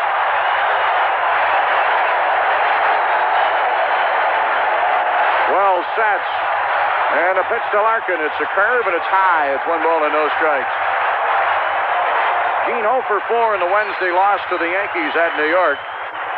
Played first base in that game. 1 ball as Wells sets. Checks Herbeck, the lead runner at second. And the pitch low, 2-0. 5 of the last 6 Twins hits have been extra bases. Lombardozzi a double and a triple. Gladden and Herbeck doubles, and Gagne a home run. Twins had 11 hits in the game Wednesday and lost 5-3. They have 10 here tonight. Here's the 2-0 to Larkin. Fastball is down low, and it's 3-0. Tom Bernansky is due up next. And now Gaston is making another trip to the mound. And he's looking toward that bullpen and the right-hander, Dwayne Ward.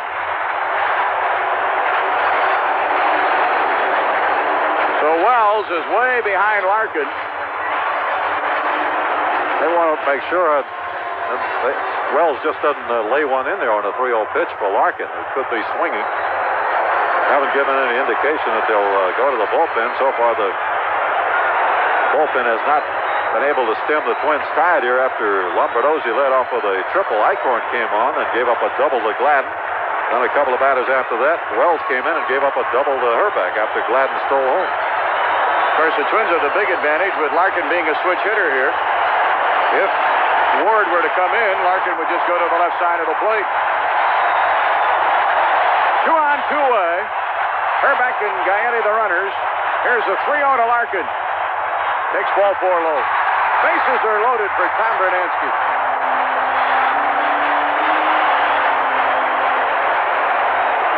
Well, I would certainly expect they'd make the move now because Bernansky and Gladden, the 2 hottest hitters on the ball club.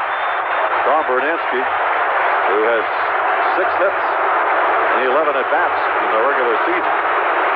Witt is out there talking right now to David Wells as Ward continues to crank up down in the bullpen.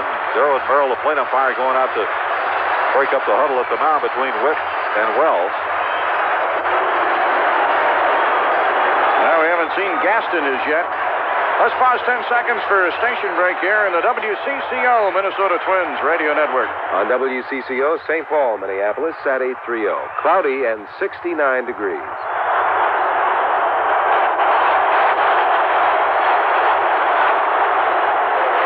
Well, they're going to let Wells pitch to Bernansky.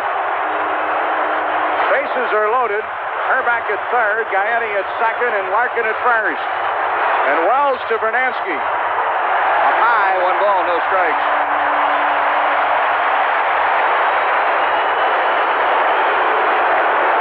Bernansky reached in an air, singled to left in the 4th, singled to left in the 6th. Here's the 1-0. Inside and 2-0. Well, that's 6 times in a row now that Wells has missed him. Of course, he walked the previous batter, Gagne, intentionally. Now let's see what Bernansky does with his 2-0 pitch. Wells rocks to the line and delivers. Way high, 3-0. He's not anywhere near the plate now, Herb. He's all over the place. Now, I really thought they'd bring Ward in if there was ever a spot to bring in the right-hander. It would seem to be there because Wells obviously having trouble getting the ball over to Larkin, walked him on 4 pitches. And Tom Bernansky, as I said, one of the Twins' 2 hot hitters. But they let Wells in there, and he's getting a big hole right now. 5-2 Twins lead, and the pitch. Strike, a fastball right across, 3-1.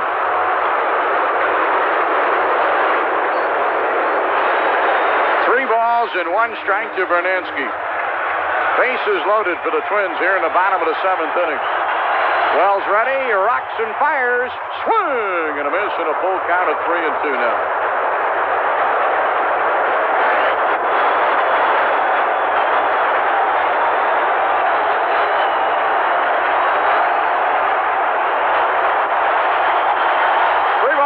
Strikes. Everybody will be running on this one. Herbeck at third, Gaetti at second, Larkin at first. And Wells to Tom Bernansky.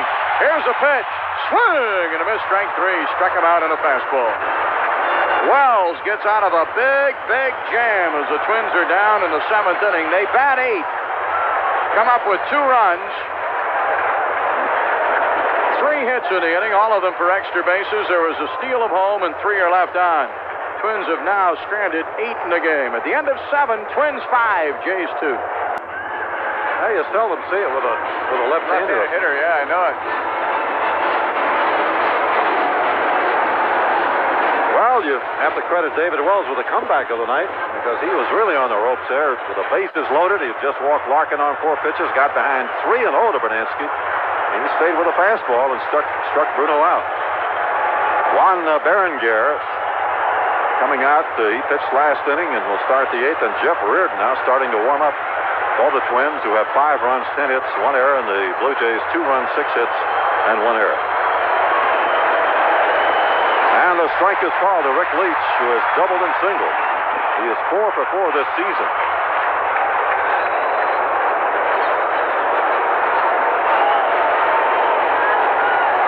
Here's the windup by Berenguer, and the pitch, split finger fastball low. 1 ball, 1 strike.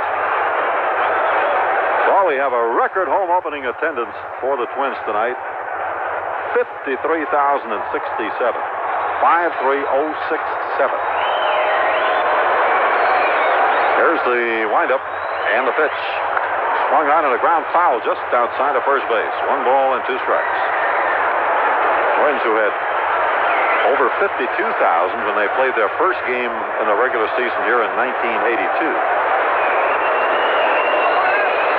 But tonight, 53,067. Tomorrow's game at 2:20, Jimmy Key faces Charlie Lee, and Leach hits a high foul out of plate on the right field line. Still 1 ball and 2 strikes. To Leach, the designated hitter, and the number 9 batter in the order, Liriano and Mosby to follow.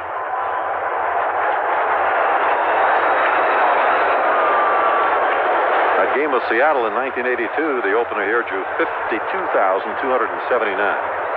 About 800 more tonight. And Leach takes Berenguer's pitch high. Juan retired the side 1-2-3 last inning. After Bert Weileman with the first 6, it's Bert's game to win.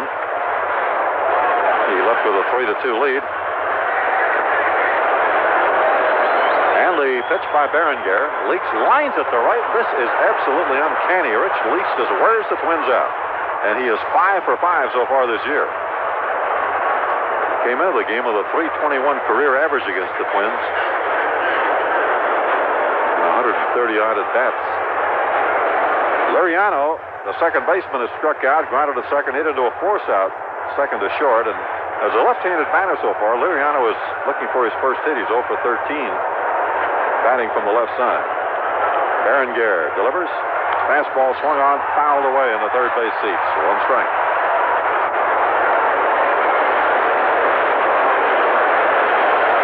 Twins leading 5-2 here in the 8th inning. Leach on first and nobody out.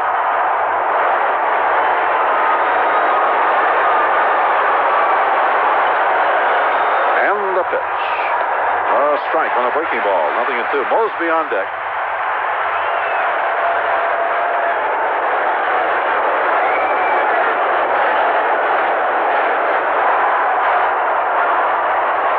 Goes to the set.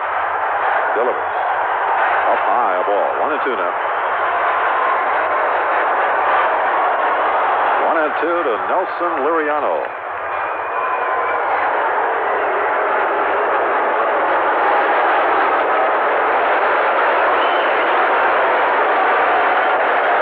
Berenger studies the sign. Leach getting his lead. Herbeck not holding with him. Berenger from the set delivers. Swing and a miss. He struck him out.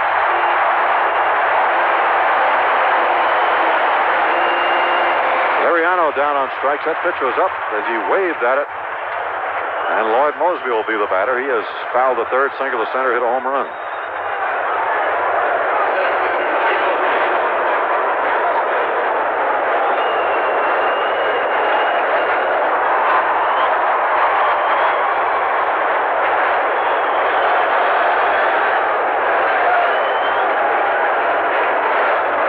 Set. Here's the pitch. Fastball, swing and a miss. Good fastball there by Berenger.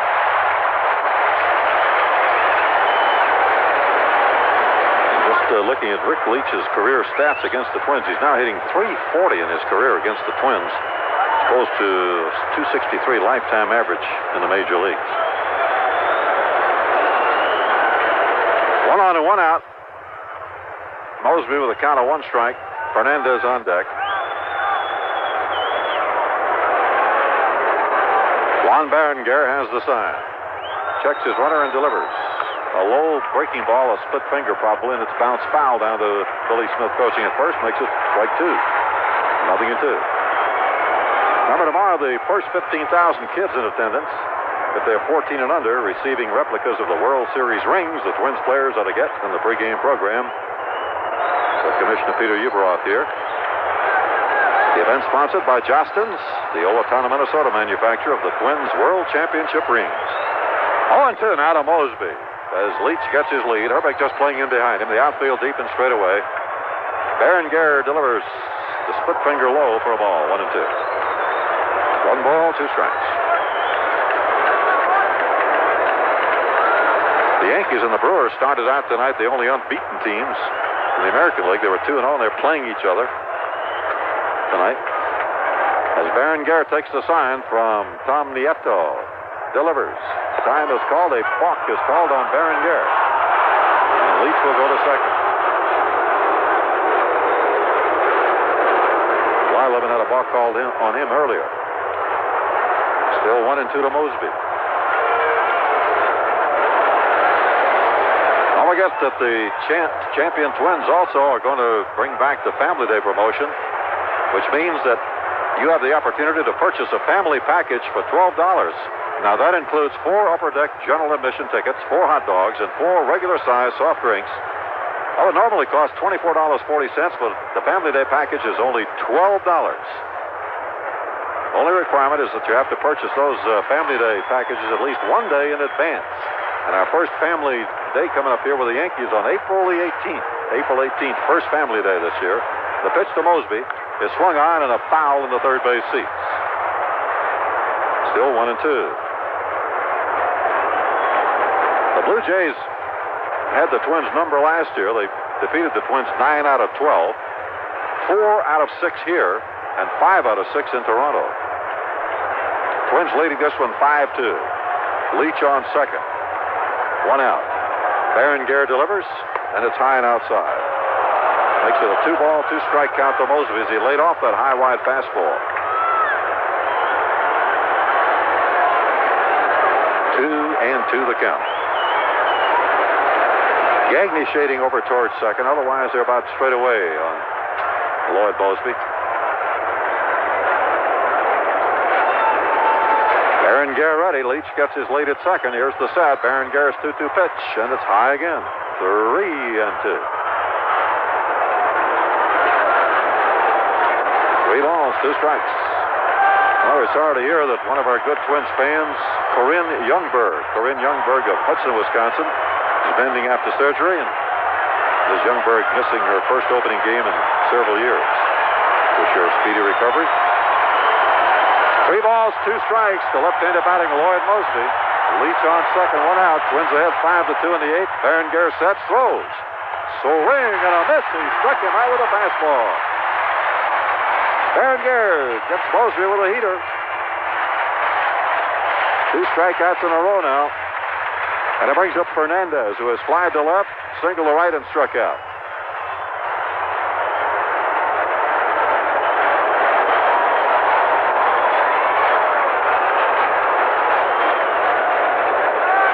Fernandez batting left-handed.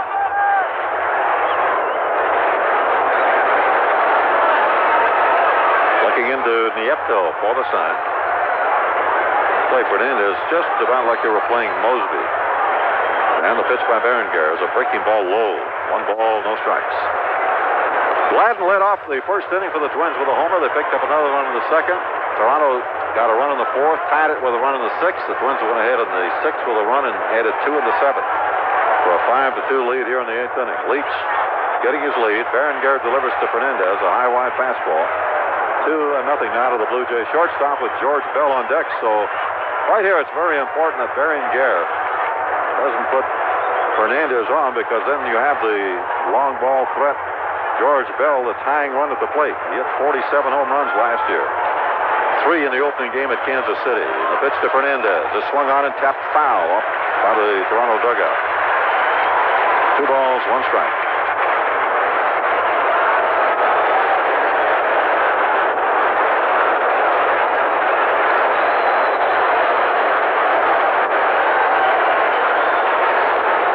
Berenguer gets a sign from Nieto. Fernandez so far this season, 3 for 17.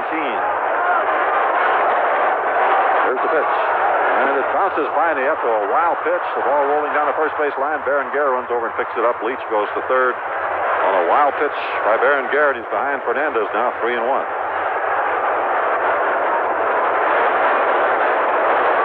One date you want to mark on your calendar is May the 8th. That'll be Fuji Camera Day here. That's a Sunday, May 8th. At 12 o'clock noon, prior to the Twins taking on the Red Sox, all fans who bring cameras will be permitted on the playing field to take pictures of their favorite Twins players and coaches. Compliment to Fujifilm, an official sponsor of Major League Baseball. Sunday, May 8th. 3-1 now to Tony Fernandez. Berenguer to the windup. Delivers. In the dirt. He walked him. So they'll have the tying run up. George Bell, who has walked, fly to right, and fly to center. And here comes Tom Kelly out. Nieto going to the mound. They have Reardon ready. Kelly's looking down there to the bullpen.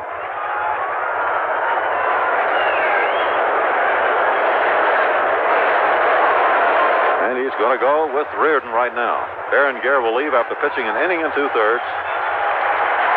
Gave up a hit to walk and struck out 2. Gets a hand as he leaves. And Jeff Reardon will make his first appearance in a regular season game in 1988. The pitch to George Bell. So we have a pitching change. We'll be back with the play-by-play right after this. Hello again, Eric Escola inviting you to join Jan Smaby and me Saturday night, 11 o'clock, for the CCO radio version of Almanac, the weekly public affairs show you might have seen on educational TV. This week, we'll try to get to the bottom of budget deliberations at the state legislature with Senate Majority Leader Roger Moe to dedicate or not dedicate lottery proceeds. That seems to be the question. We'll also look into the legal problems of Duluth Mayor John Fido, and we'll have a musical welcome to the 88 baseball season. Saturday night, 11 o'clock, Almanac, right here on CCO Radio. In the news, the Israeli army reports that an Israeli teenager thought to have been slain by an Arab rock may have been killed by an Israeli bullet. The girl died in a clash between her hiking group and Arab villagers Wednesday. The Palestinians were throwing rocks, and 2 guards with the hikers were shooting weapons. The girl was struck in the head by a bullet as well as a rock. Police are holding a suspect they believe may be Seattle's so-called hypodermic robber. Hold-up victims say the robber threatened to jab or squirt them with a syringe purportedly filled with AIDS-contaminated blood. Police did not identify the suspect. They are not certain whether a syringe found in the suspect's home was the one used in the holdups. And a Florida appeals court has upheld a store chain's demand that police arrest a 6-year-old boy caught filching a 42-cent pack of grape bubble gum.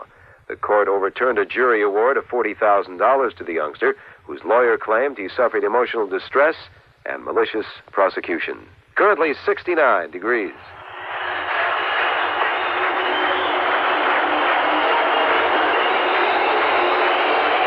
Jeff Reardon is on, and while he pitches, let's give a network salute here. We'd like to say hi to all the great Twins fans listening in the Boston and Bagley, Minnesota areas on North Country Radio, KKCQ-AM and KKDQ-FM, located where the prairie meets the pine in northwest Minnesota. North Country Radio serves the area with not only coverage of the Twins, but extensive local and area sports, plus an excellent source for local and area news, hourly statewide and national news updates from MNN and ABC. North Country Radio, a proud part of the Boston and Bagley area of Minnesota, and a network salute to one of the record-setting network stations on the Minnesota Twins radio network for 1988.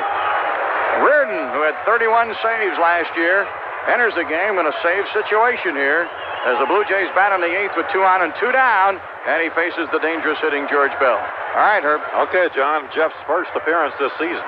He tied Dave Righetti, 31 saves, for second place in saves in the league last year. Tom Henke of the Blue Jays had 34. And now George Bell, 0 for 2 tonight, 8 for 14 so far this season. And the first pitch is high ball, 1 ball to no strikes. Reardon was really outstanding last year against right-handed batters. He held right-handed batters to an average of 158 last year. George Bell, of course, who started out with a tremendous roar in Kansas City, 3 home runs in the opening game, and 5 for 5 the next night. He was 0 for 3 last night. And again tonight, he's walked, fly deep to right, fly to center. He is the tying run now with Leach on third, Fernandez on first, 2 out, and the Twins leading 5-2 in the 8th. Number 41, Jeff Reardon, takes the sign. Works out of a set all the time and delivers. Fastball swung and a miss. That fell right out of his socks swinging at that fastball off the outside corner. I mean, he took a cut, but the pitch was out away from him. George Bell, the MVP of the American League last year with 47 homers, 134 runs batted in. He hit .308. Jeff Reardon with 193 career saves. His best year as far as the number of saves with the Expos. He had 41 in 1985. 1 ball and 1 strike to Bell. The outfield playing him deep and straight away. The infield back all around. Herbeck holding with Fernandez. The pitch. Swing and a foul back. And again, a big cut by Bell. 1 ball, 2 strikes. Herb, the snapper mow him down contest is back with us again, and we've got new rules this year. They don't have to have consecutive strikeouts. All they have to do is strike out the side, and Jeff Reardon and Juan Berenguer could combine to make a winner out of Arlene Dustback of Faribault, Minnesota. Reardon gets a strikeout here. He's ahead of Bell, 1 ball and 2 strikes. Here's the set by Jeff, the pitch. Fastball swung on and line foul off to the right. 1 ball, 2 strikes. Kansas City has rallied. They've gone ahead of the Tigers now, 3-2 after 6.5 in Kansas City. And Milwaukee trailing the Yankees 5-4, last of the 8th. Robin Yount and Deere have homered for the Brewers, Winfield and Pagliarulo for the Yankees. Boston at Texas, 2-0 Boston in the 7th behind Oil Can Boyd. Seattle-Chicago 1-1 after 5.5 at Chicago. Mike Campbell against Perez in Oakland, 2, California nothing after 1.5 at California. Mark McGwire's first home run of the year. Mark McGwire at 49 last year, a 2-run shot tonight for Oakland. 1 ball, 2 strikes to count. George Bell bending at the waist, flexes his knees, and the pitch is a curve. Struck him out with a breaking ball. Bell strikes out to retire the side. No run. 1 hit, 2 left. 7.5, Twins 5 and the Blue Jays 2.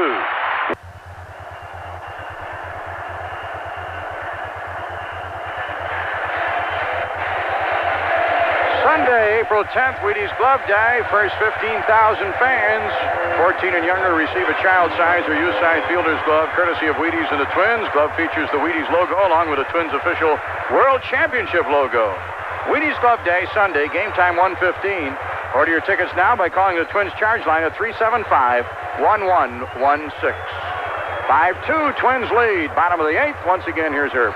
Okay, John, here's Nieto, and David Wells delivers inside for a ball. Tommy Neptune has flied to right, walk, hit into a 6-4 3-0 play. Lombardozzi and Gladden to follow. Wells, big, husky left-hander, swings into his windup, delivers, curve strike. 1-1.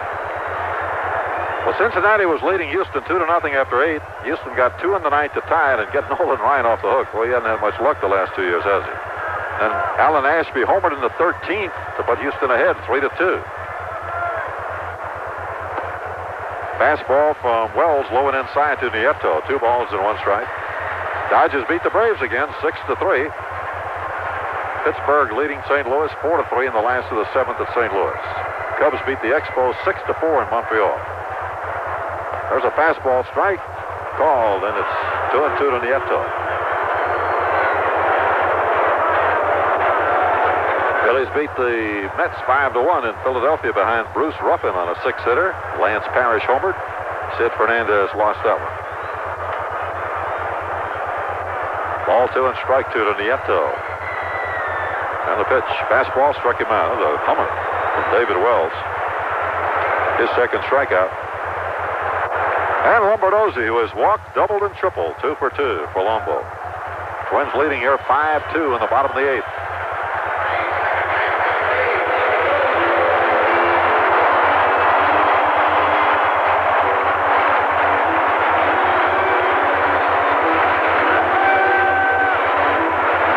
Lombardozzi up with 1 out and nobody on. There's a strike with a David Wells fastball. 0-1 to count.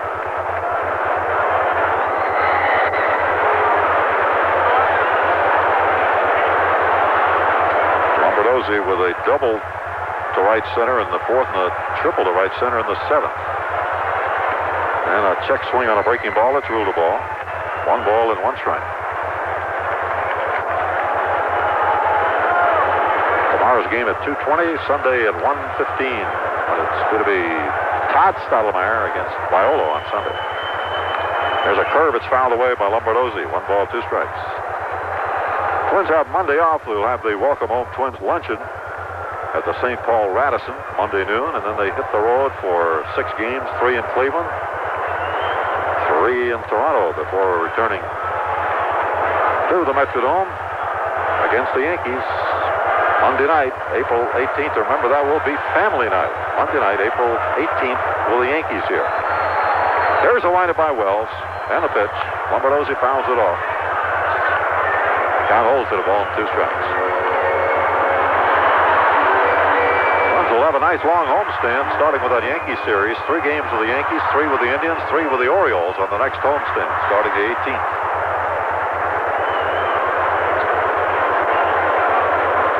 Having played 9 of their first 12 games on the road this year. The pitch to Lombardozzi swung on and fouled out a plate on the right field line. Still 1 ball, 2 strikes.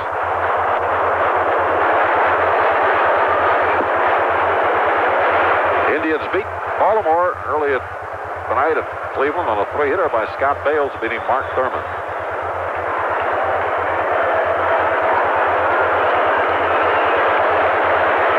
The windup and the pitch. Fastball bounced to the left side to Fernandez. The shortstop throws it over to McGriff for the out. Short to first to get Lombardozzi, 2 down. And here's Gladden, who's homered, singled, struck out, doubled, and has a steal at home. He's knocked in 3 runs, scored 2.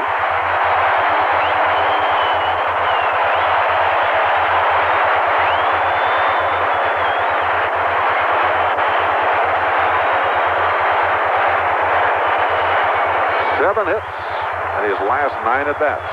Dan Gladden.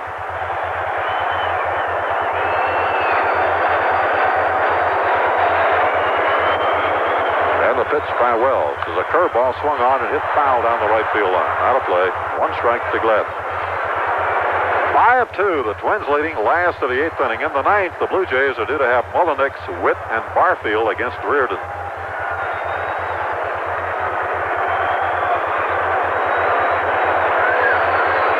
David Wells delivers. The curve swung on, hit in the air to center field, deep.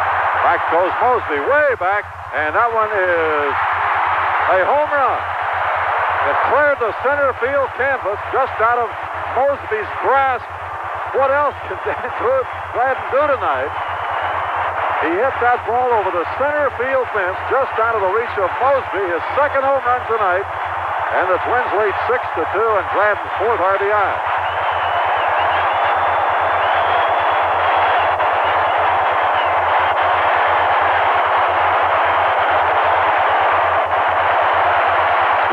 moment as if Mosby might have a chance to catch that ball.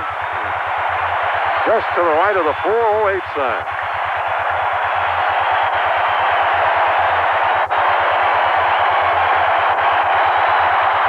One more curtain call for Dan Gladden, who's had back-to-back 4-hit games.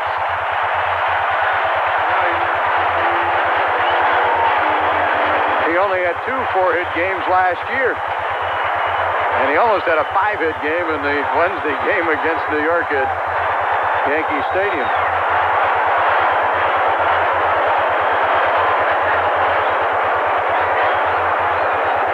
Gagne now with a single, a pop to second, strikeout, and a sacrifice, 1-3. Takes outside a ball. 1-0.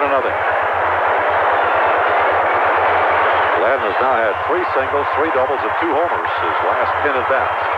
Pitch outside a ball, 1-1. Let's take a station break on the WCCO Minnesota Twins Radio Network.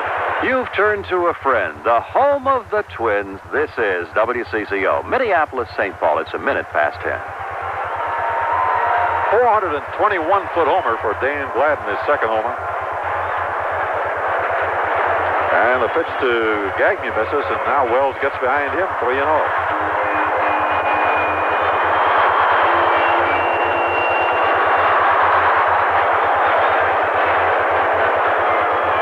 Two out here in the 3-0 pitch.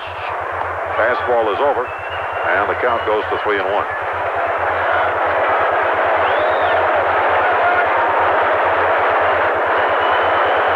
Wells delivers. Swing and a foul off to the right out of play. 3-2. When he came up with Toronto last year, Wells did not give up a home run in 29 in the third innings.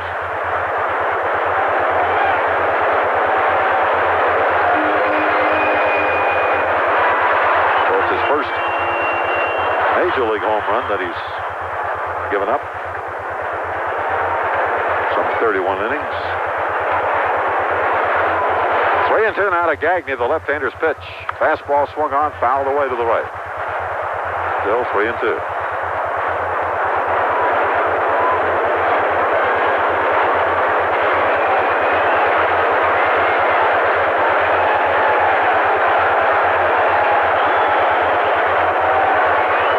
And the pitch by David Wells. There's a curve swung on, a bouncing ball slowly down the first baseline. Wells grabs it and tags Gagne out. Unassisted put on for the pitcher. Twins score on Gladden's second home run of the game. 8 innings, Twins 6, Blue Jays 2.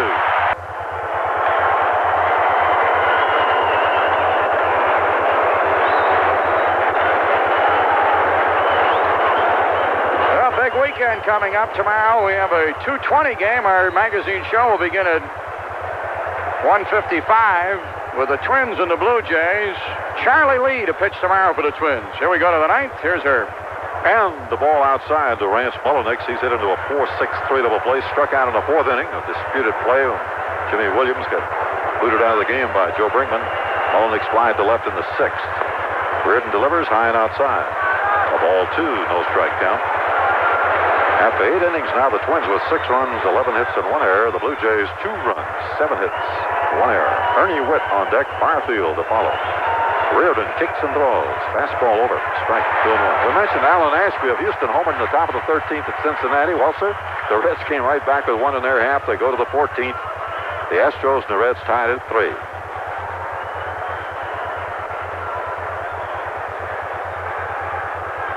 And the pitch. Swing, a fly ball, center field, deep. Back goes Kirby Puckett, way back. He is there. He has it. Right at the 408 sign in center field. Mullenix pitched the deepest part of the park to hit that one. A long fly ball out. And now Ernie Witt, who has flied to left, bounced to first and popped to first.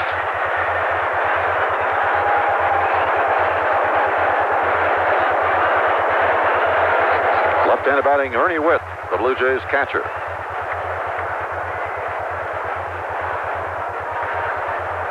Bends at the waist, opens up his stance, and Reardon's pitch. Fastball high and outside, ball 1.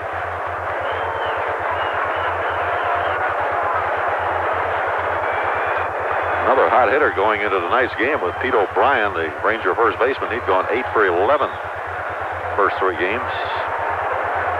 There's a fastball strike from Reardon. 1 ball, 1 strike. Bert Weileman with the first 6 for the Twins. Berenguer pitched an inning and 2/3. 1-1 now to Witt as Reardon, as the sign delivers. Curve strike. 1-2. 1 ball, 2 strikes.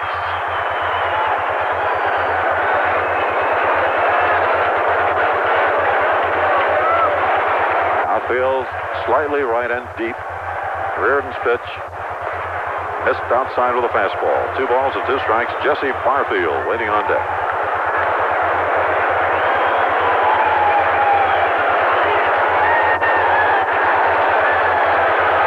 Nieto putting down the sign for Jeff Reardon. Twins leading 6-2 in the 9th. Here's the pitch. Curve swung on, ripped foul down the right field line. Still 2-2 to Ernie Witt. Twins have Gotti, Gagne, Lombardozzi, Herbeck in the infield, Gladden, Puckett, Brunensky in the outfield. Ball 2 and strike 2.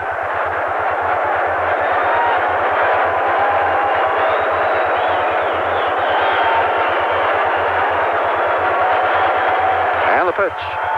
Swung on, a line drive, base hit into right field. Solid single to right for Ernie Witt. Hit number 8 for Toronto, and here's Barfield. The right fielder, Jesse, has bounced to short, single to center, and flying to right.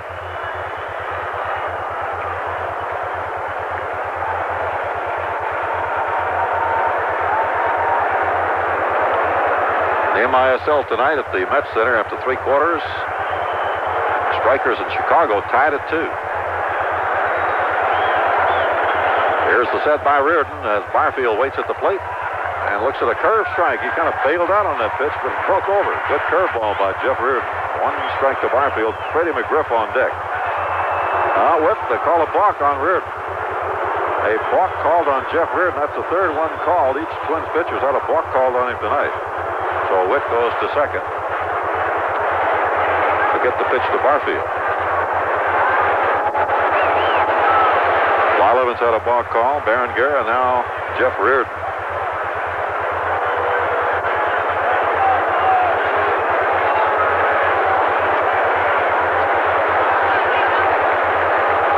Remember the Twins Clinic tomorrow morning at Johnston, Iowa at 9 a.m.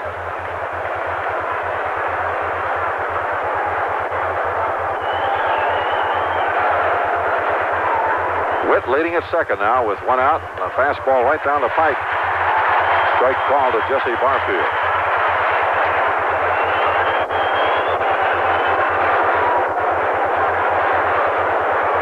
Number 29, Jesse Barfield, tied with Ruben Sear of Texas, the most assists. Outfielder, 17 last year. Missed the curveball down and away, and it's strike 2. 0-2 now.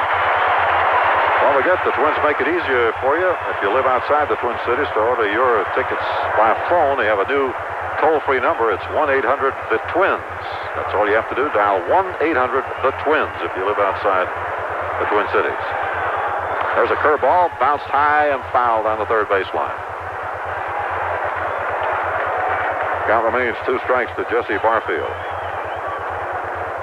Twins charge lines are open Monday through Friday, 9 till 5. The metro area numbers remain unchanged, 375-1116. As Neto walks out in front of the plate to shout something to Reardon, he's going to come up and have a little chat with Tom.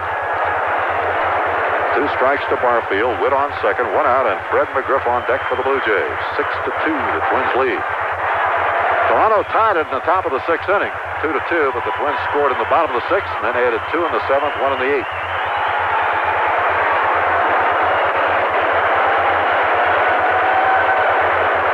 Nothing in 2 to Jesse Barfield. Of course, he has much better than average power. Right-hander against right-hander.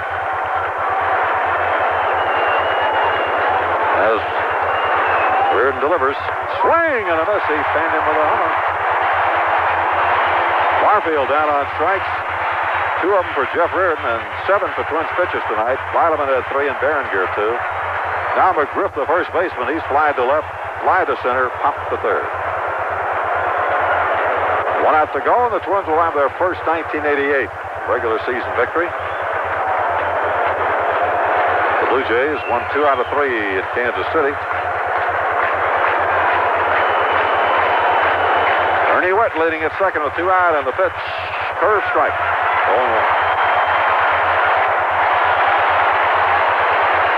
0-1 to Freddie McGriff.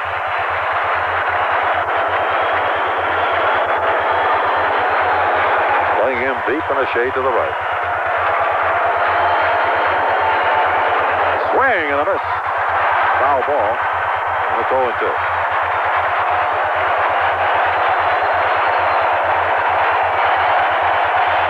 Down to McGriff. McGriff originally drafted by the Yankees in 1981. And he was traded in August of 1985 to the Blue Jays.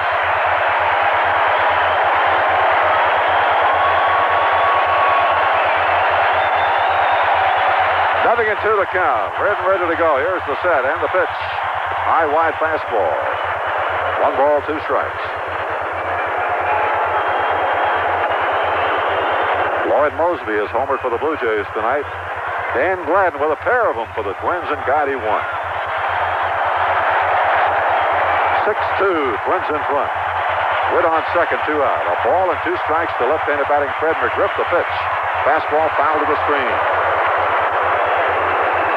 Now rides along at a ball and 2 strikes. Last year, Freddie McGriff and Cecil Fielder divided the designated hitting duties. This year, looks like they'll be doing the first basing work for the Blue Jays. They were very productive, the 2 of them last year. And the pitch. Curve is low and inside. 2 balls and 2 strikes. McGriff hit 20 homers last year and 295 at-bats. Fielder added 14 home runs. Ball 2 and strike 2. Here's the set and the pitch. Up high. So the swing is out to McGriff. If he gets on, Rick Leach, who is 3 for 3, would come up.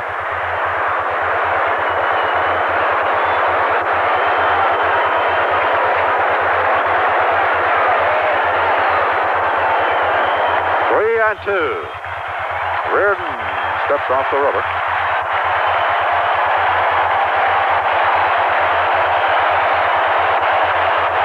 And the pitch is high. He walked him. So the Blue Jays are still alive. McGriff gets a walk. And it'll bring up Leach, who has double to right, single to right center, and single to right. 3 for 3. And 5 for 5 on the year. 6-2, the Twins leading. And, of course, if Leach gets on, it brings the tying run to the plate. Tommy Nieto out there talking now to Jeff Reardon. Remember that first family day? It's Monday night, the 18th for the Yankees. And you can purchase 4 upper deck general admission tickets, 4 hot dogs, and 4 regular-size soft drinks for only $12. Less than half the regular price. The only requirement is that you have to purchase the family package at least 1 day in advance. And that's Monday, April 18th for our first family day, actually a night game with the Yankees. 2 on and 2 out here. Left-handed batting Rick Leach, number 9. Takes the fastball over. 1 strike. And as the Blue Jays complete their 4th turn around the batting order. Ernie Wood on second. Fred McGriff on first. Playing Leach straight away. Gagne just a step or 2 towards second in the infield. And Leach takes the curve, strike 2. 0-2. Well, Reardon doing what he wants now, getting ahead. A fastball and then a curve, both for strikes, taken by Rick Leach.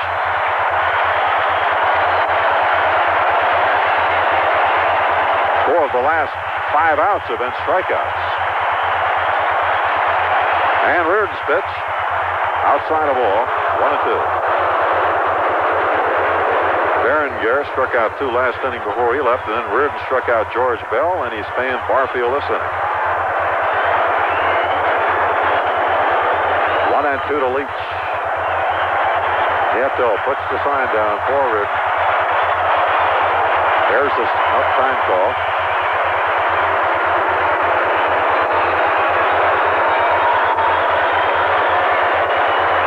now has given up a hit, a walk, had 2 strikeouts. And the set, the pitch. Leach swings at a curveball, hits in the air to left field. Gladden drops a ball in left center field. It looked as though he had it for a moment. Running into left center field, he couldn't hang on to the ball. Ernie with scores. McGriff goes to third, and Leach is on second. And it's now a 6-3 ball game. Gladden did have trouble picking that ball up. I think he lost it for an instant in the background. It was a curveball off the outside part of the plate towards the gap. Dan got turned around just for an instant, and the ball hit his glove and then fell to the turf. So now it's a 6-3 ball game, and the tying run is at the plate. Juan Beniquez will bat for Liriano. Number 21, Juan Beniquez batting for Liriano, who had gone 0 for 4, striking out twice. Beniquez 0 for 5 so far this year. And the pitch, high and tight, ball 1.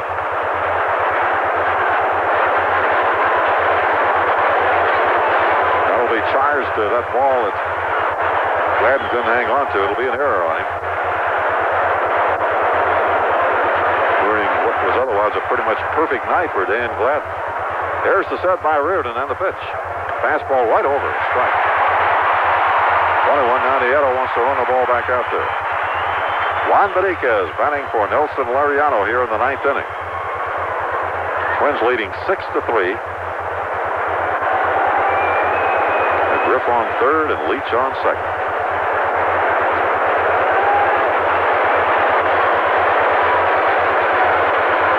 Twins charged with their second error of the game.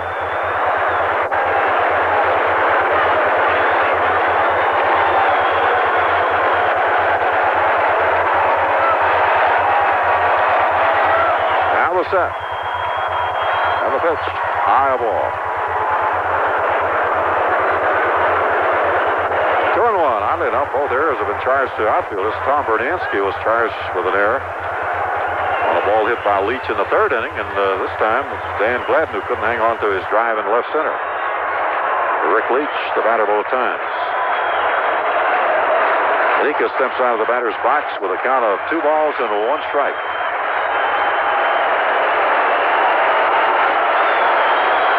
Here's the set. Reardon's pitch. High ball. And the count now goes to 3-1. Juan Beniquez. Pretty good hitter. He's had a 272 lifetime average. You don't think of him as a home run hitter. He can pop it once in a while. He only has 78 career home runs. The ball carrying well here in the Metrodome as Reardon delivers. Swing and a foul back. 3-2 now. Well, the one thing that the Twins want to do is keep Beniquez off the bases, get him out right here because Lloyd Mosby, the left-handed batting center fielder, is on deck. And Reardon now has run the string out on Juan Beniquez. 3-2. Runners at second and third. 2 out. The Twins leading 6-3 in the 9th.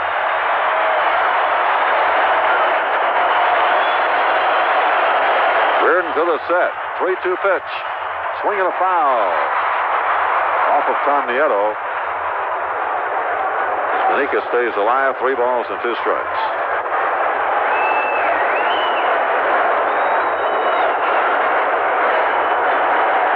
Beniquez had his best years with California, starting back in '83. 4 consecutive years when he hit 300 or better. Originally came up with the Red Sox. Remember the old-timers that he came up as a shortstop with the Red Sox in 1971. And he went to Texas, the Yankees, Seattle, California, Baltimore, Kansas City, and now Toronto. 3 balls, 2 strikes. The runners leading at second and third. They play Beniquez straight away. Reardon's pitch. High fastball popped up into shallow left center field. Gagne out. Gladden coming in. Gagne calling. He has it, and the game is over. Greg Gagne grabbed that one in shallow left center. 1 run for the Blue Jays, unearned on 1 hit, 1 error, and 2 left. Final score, Twins 6, the Blue Jays 3. We'll have the final totals for you in just a moment. Well, the Twins winning their first game of 1988 after 2 losses in New York, and tonight they did it with 6 runs, 11 hits, and 2 errors. They left 8. Toronto, 3 runs, 8 hits, 1 error, and 7 left on. Bert Blyleven went the first 6 innings, gave up 2 runs, 6 hits, walked 1, struck out 3 to win it. Bert's 245th career victory. He is now 7-9 lifetime against the Blue Jays. Juan Berenguer in the 7th, and Jeff Reardon pitched the last inning in the 3rd to get a save. And for Toronto, it was Dave Steve who gave up the first 4 runs, 3 earned, and is the loser. He's now 8-11 lifetime against the Twins. Mark Eichhorn in the 7th, David Wells in the 7th, finished up. Great night for Dane Gladden, who had 4 hits, including a leadoff homer and another homer in the 8th inning, a single, a double, and he stole home in the 7th inning of the ball game. Gary Guide hit his first homer of the year, leading off the 6th inning, and Lloyd Mosby hit his first of the season for the Blue Jays. Well, it took a while to win this one. 3 hours and 14 minutes time of the game, and a record opening day crowd for the Twins at home, 53,067. Trying to make it 2 in a row over the Jays tomorrow. They face left-hander Jimmy Key, and Charlie Lee will make his American League debut for the Twins tomorrow. Game time is 2:20. Now speaking for John Gordon, Jim Cott, and engineer Pat Swift, this is Herb Carneal from the Metrodome, where the Twins win it tonight. The Twins 6 and the Blue Jays 3.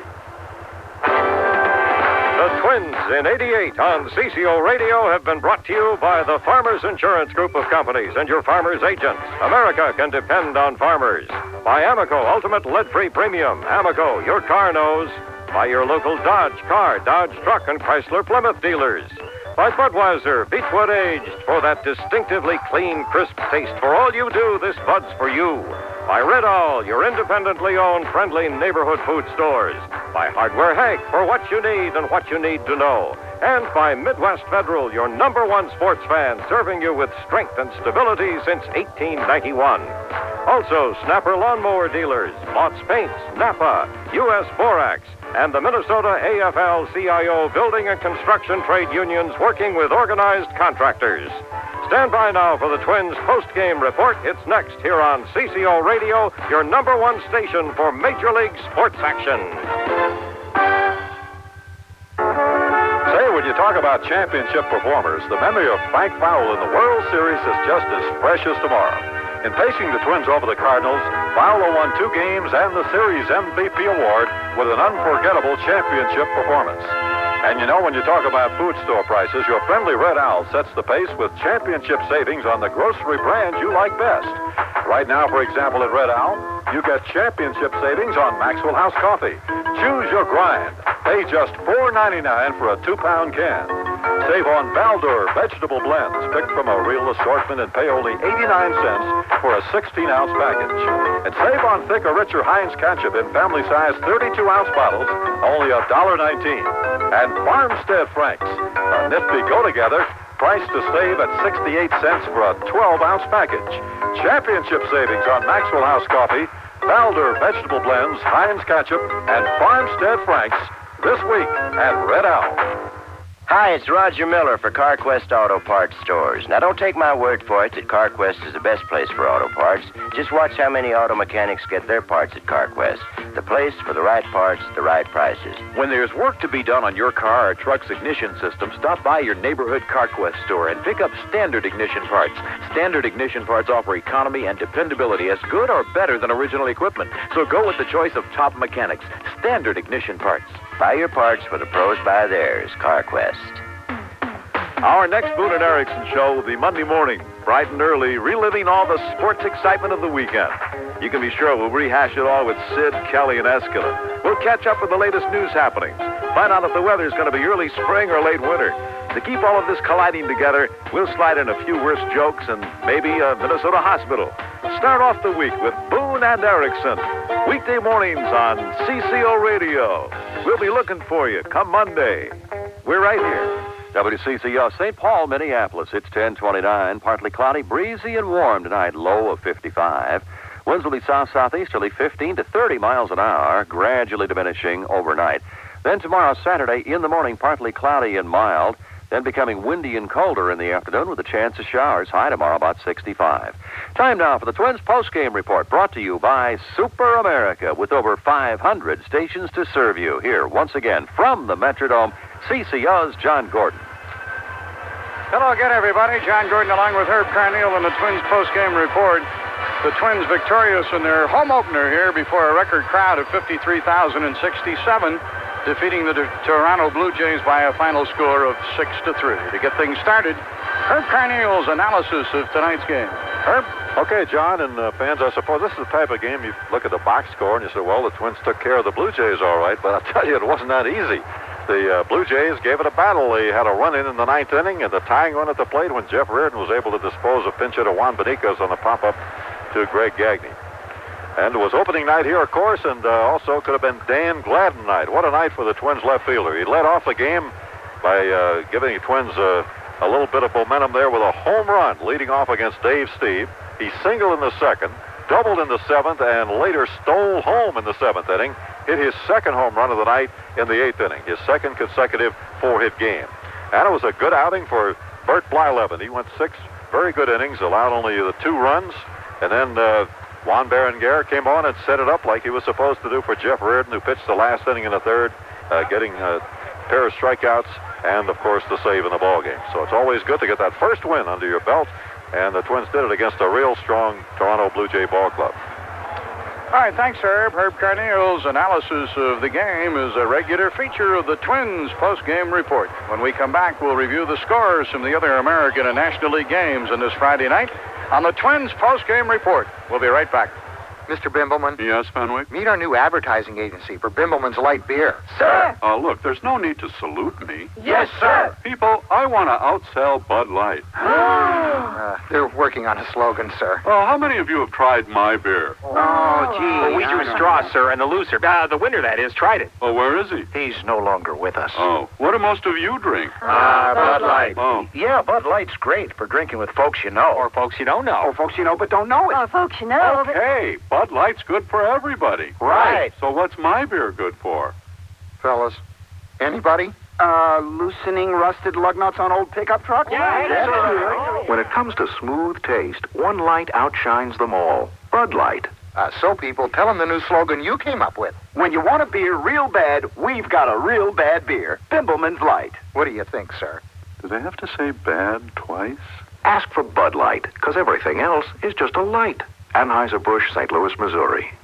Boone and Erickson for Midwest Federal. As the Twins sponsor for the 19th year, Midwest Federal is especially proud to be bringing the World Series trophy to their downtown Minneapolis lobby on Monday, April 11th through Thursday, April 14th. And as Harold W. Greenwood Jr., Midwest Federal's president, would say, this is only the first World Series trophy for the Twins. Right. Judging from the trophy's great response in the St. Paul lobby of Midwest Federal, the trophy does better on the road than last year's Twins, huh? Well, we're honoring the Twins for the success they experienced last year. We're not talking about their road game. Well, that's true. After all, who took home the trophy at the end of the year? Right. It wasn't the team with the best road show. Of course. Teamwork made the difference in the end, of course, and it's the same philosophy that makes doing business with Midwest Federal a smart move. And it's reason enough to look around when you go to look at the trophy.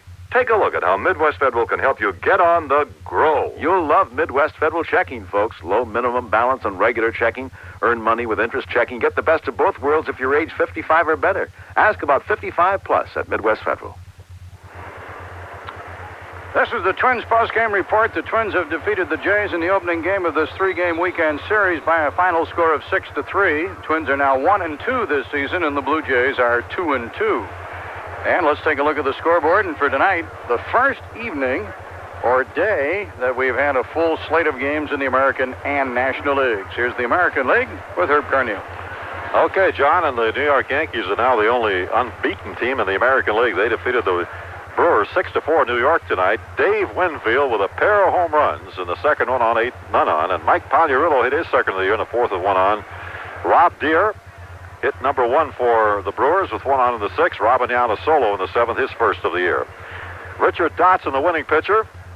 Guterman, Guante, and then Dave Righetti in the 8th getting his second save. Juan Nieves, the loser, is 0-1. The Yankees 6 and the Brewers 4.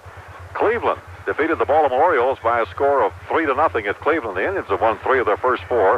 It was a 3-hit shutout for left-hander Scott Bales, beating lefty Mark Thurman. The Orioles are winless after 3 games. And Kansas City came from behind to beat the Tigers 3-2 in Kansas City tonight. Floyd Bannister, making his debut with the Royals, won it. And veteran Gene Garber in the 8th got a save. Jeff Robinson lost it. Royals 3 and the Tigers 2. Boston at Texas, they're in the 8th. Red Sox leading 3-0. Oil Can Boyd, Wes Gardner in the 7th for the Red Sox. Mike Jeffcoat and Jeff Russell in the 7th for Texas. 3-0 Red Sox in the 8th. Seattle at Chicago, tied at 2 in the 8th inning. Jim Presley, a solo homer in the 2nd for the Mariners, his first. Mike Campbell for Seattle. Melito Perez pitching for Chicago, relieved by Johnny Davis in the 8th inning. Tied at 2 in the 8th, the Mariners and the White Sox in Chicago. On the West Coast, Oakland at California, the Athletics leading 4-1 after 3.5. Mark McGuire has hit his first home run of the season with a man on in the 2nd inning. And Stan Javier in the 4th with none on, his first of the year. Storm Davis for Oakland and Kirk McCaskill pitching in that game for California, rounding out the American League. John?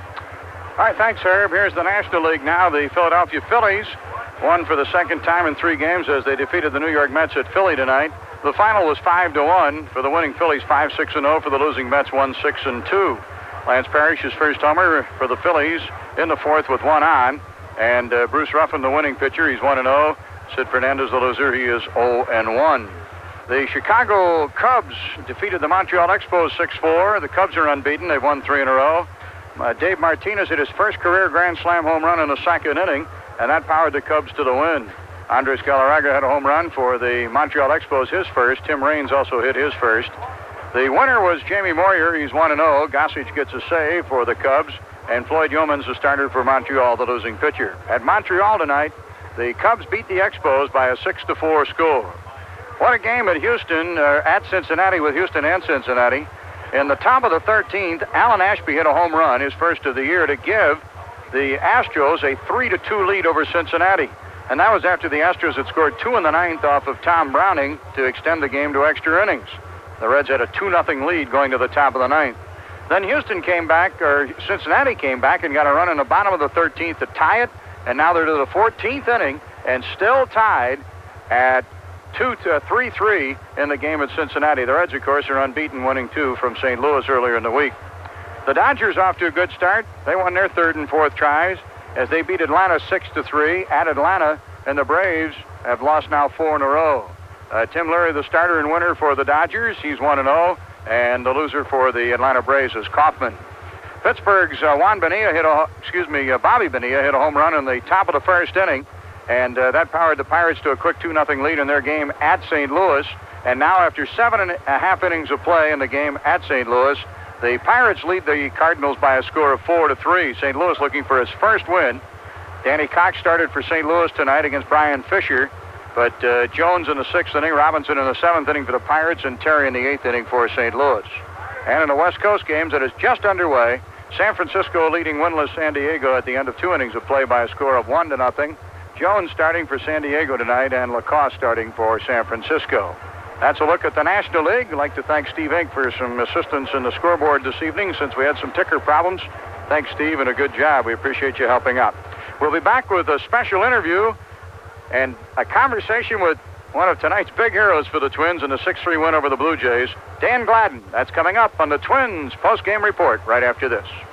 Super soda, so delicious, so delicious. Super soda, so delicious, so much flavor.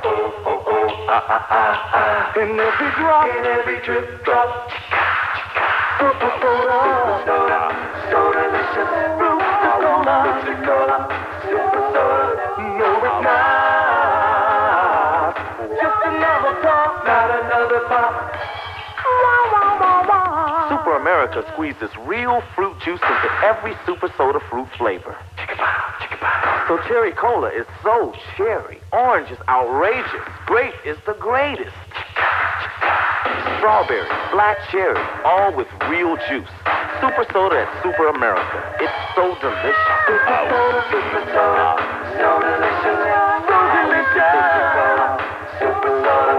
No, it's not. No. Not just another pop.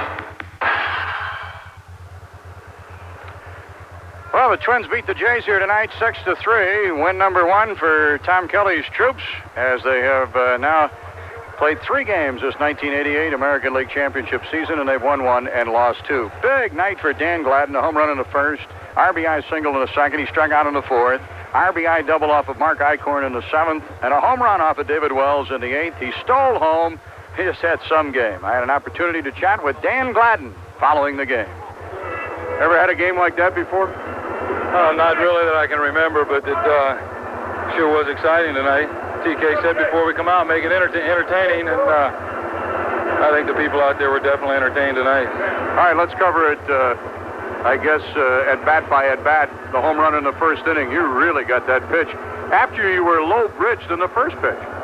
Well, I think sitting on the on-deck circle, they played that song, The Boys Are Back in Town, and that pretty much pumped me up right then. And then, like you said, the first pitch was up under the chin, and I really had the adrenaline going in, and then threw another ball up that I got a good eye on it, and sitting on fastball, and I got it. All right, the RBI single, you just kind of took the pitch right up the middle. Well, that's basically what I've been working on a lot in spring training, is just trying to hit the ball up the middle, come out here in BP, and just hit the ball up the middle, because then if you have any error, you can flare one to right or even hit one to left. So that's basically my game plan this year. Herb and I both said when you're hot, you're hot. You kicked up chalk on the double that drove in your third RBI. Well, that was, after the first pitch I fouled it off, or the second pitch I fouled off, I figured I was going to see a lot of breaking balls, and just be a little patient up there and just relax and see the ball before you react, and that's basically what happened. All right, before the last home run, the steal of home, how'd you decide to do that? Well, that's something that we discussed in spring training. I've always felt that's part of my game, and looked into the dugout, kind of asked TK for permission after the first pitch. He kind of just rolled his eyes, and I looked at Herbeck and shook my head like, yeah, I'm coming, and he shook his head no, and then he looked back at me and shook his head okay, and he said he wasn't sure if I was still coming or not, but it was a perfect situation right there. Those are the things that we work on and that help us win ball games is 2 outs, left-hander pitcher going against a left-handed hitter, 2 outs in the situation, and he went from the windup, so it was one of those things that made it exciting. When's the last time you stole home? I've tried it 3 times in the major leagues and been out 3 times. All right, the last home run. Just going up there, I asked Tony, what's this guy feature? And he said his best pitch is the fastball. But I told him, I'm going to go up there and look for a breaking ball the first pitch, and he threw it the first pitch. And then after that, he threw an off-speed pitch that hit pretty good. You'll remember this one for a long time. Congratulations on a big game. Thank you very much. Dan Gladden, certainly the star of tonight's game for the Minnesota Twins. 4 for 5, his second straight 4-hit game. And he had 4 RBIs in the game tonight, including 2 homers, an RBI single and an RBI double, and he stole home. We'll be back with a final comment on the Twins post-game report right after this. Attention, Twins fans. Your local Perkins restaurants have caught pennant fever. Right now, they have a Grand Slam Memorial Day ticket giveaway with over 2,500 lucky winners. Monday, May 30th, the Twins play the Texas Rangers, and Perkins is giving away over 10,000 reserved seats to the game. Perkins will be awarding 4 tickets each to winners whose names are drawn, and you don't even have to take a turn at the plate.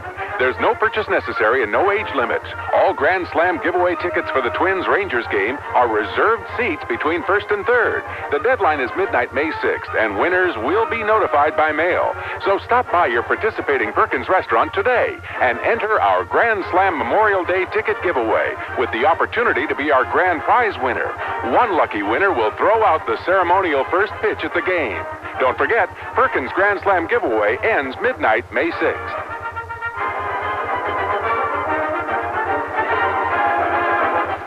Well, certainly the Super America man of tonight's game, Dan Gladden, with a 4 for 5 game, including 3 runs scored, 4 RBIs, and a steal of home. Dan Gladden is tonight's Twins Super America man. Here's the steal of home play. 1 strike to count. Gladden's trying to steal home.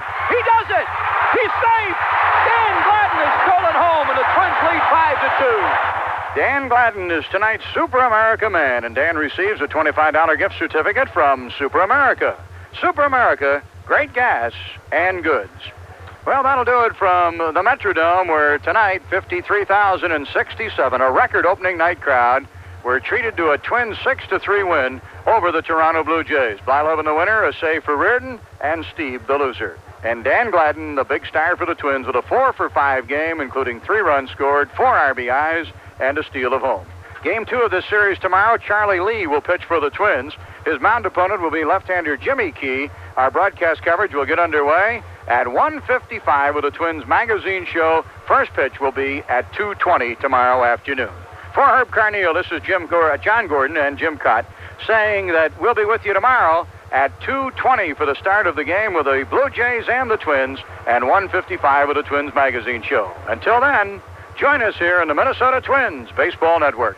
The Twins post-game report has been brought to you by Super America. Super America, now with over 500 stations to serve you. Catch the Twins all season long here on your #1 station for Major League Sports, WCCO, Minneapolis, St. Paul.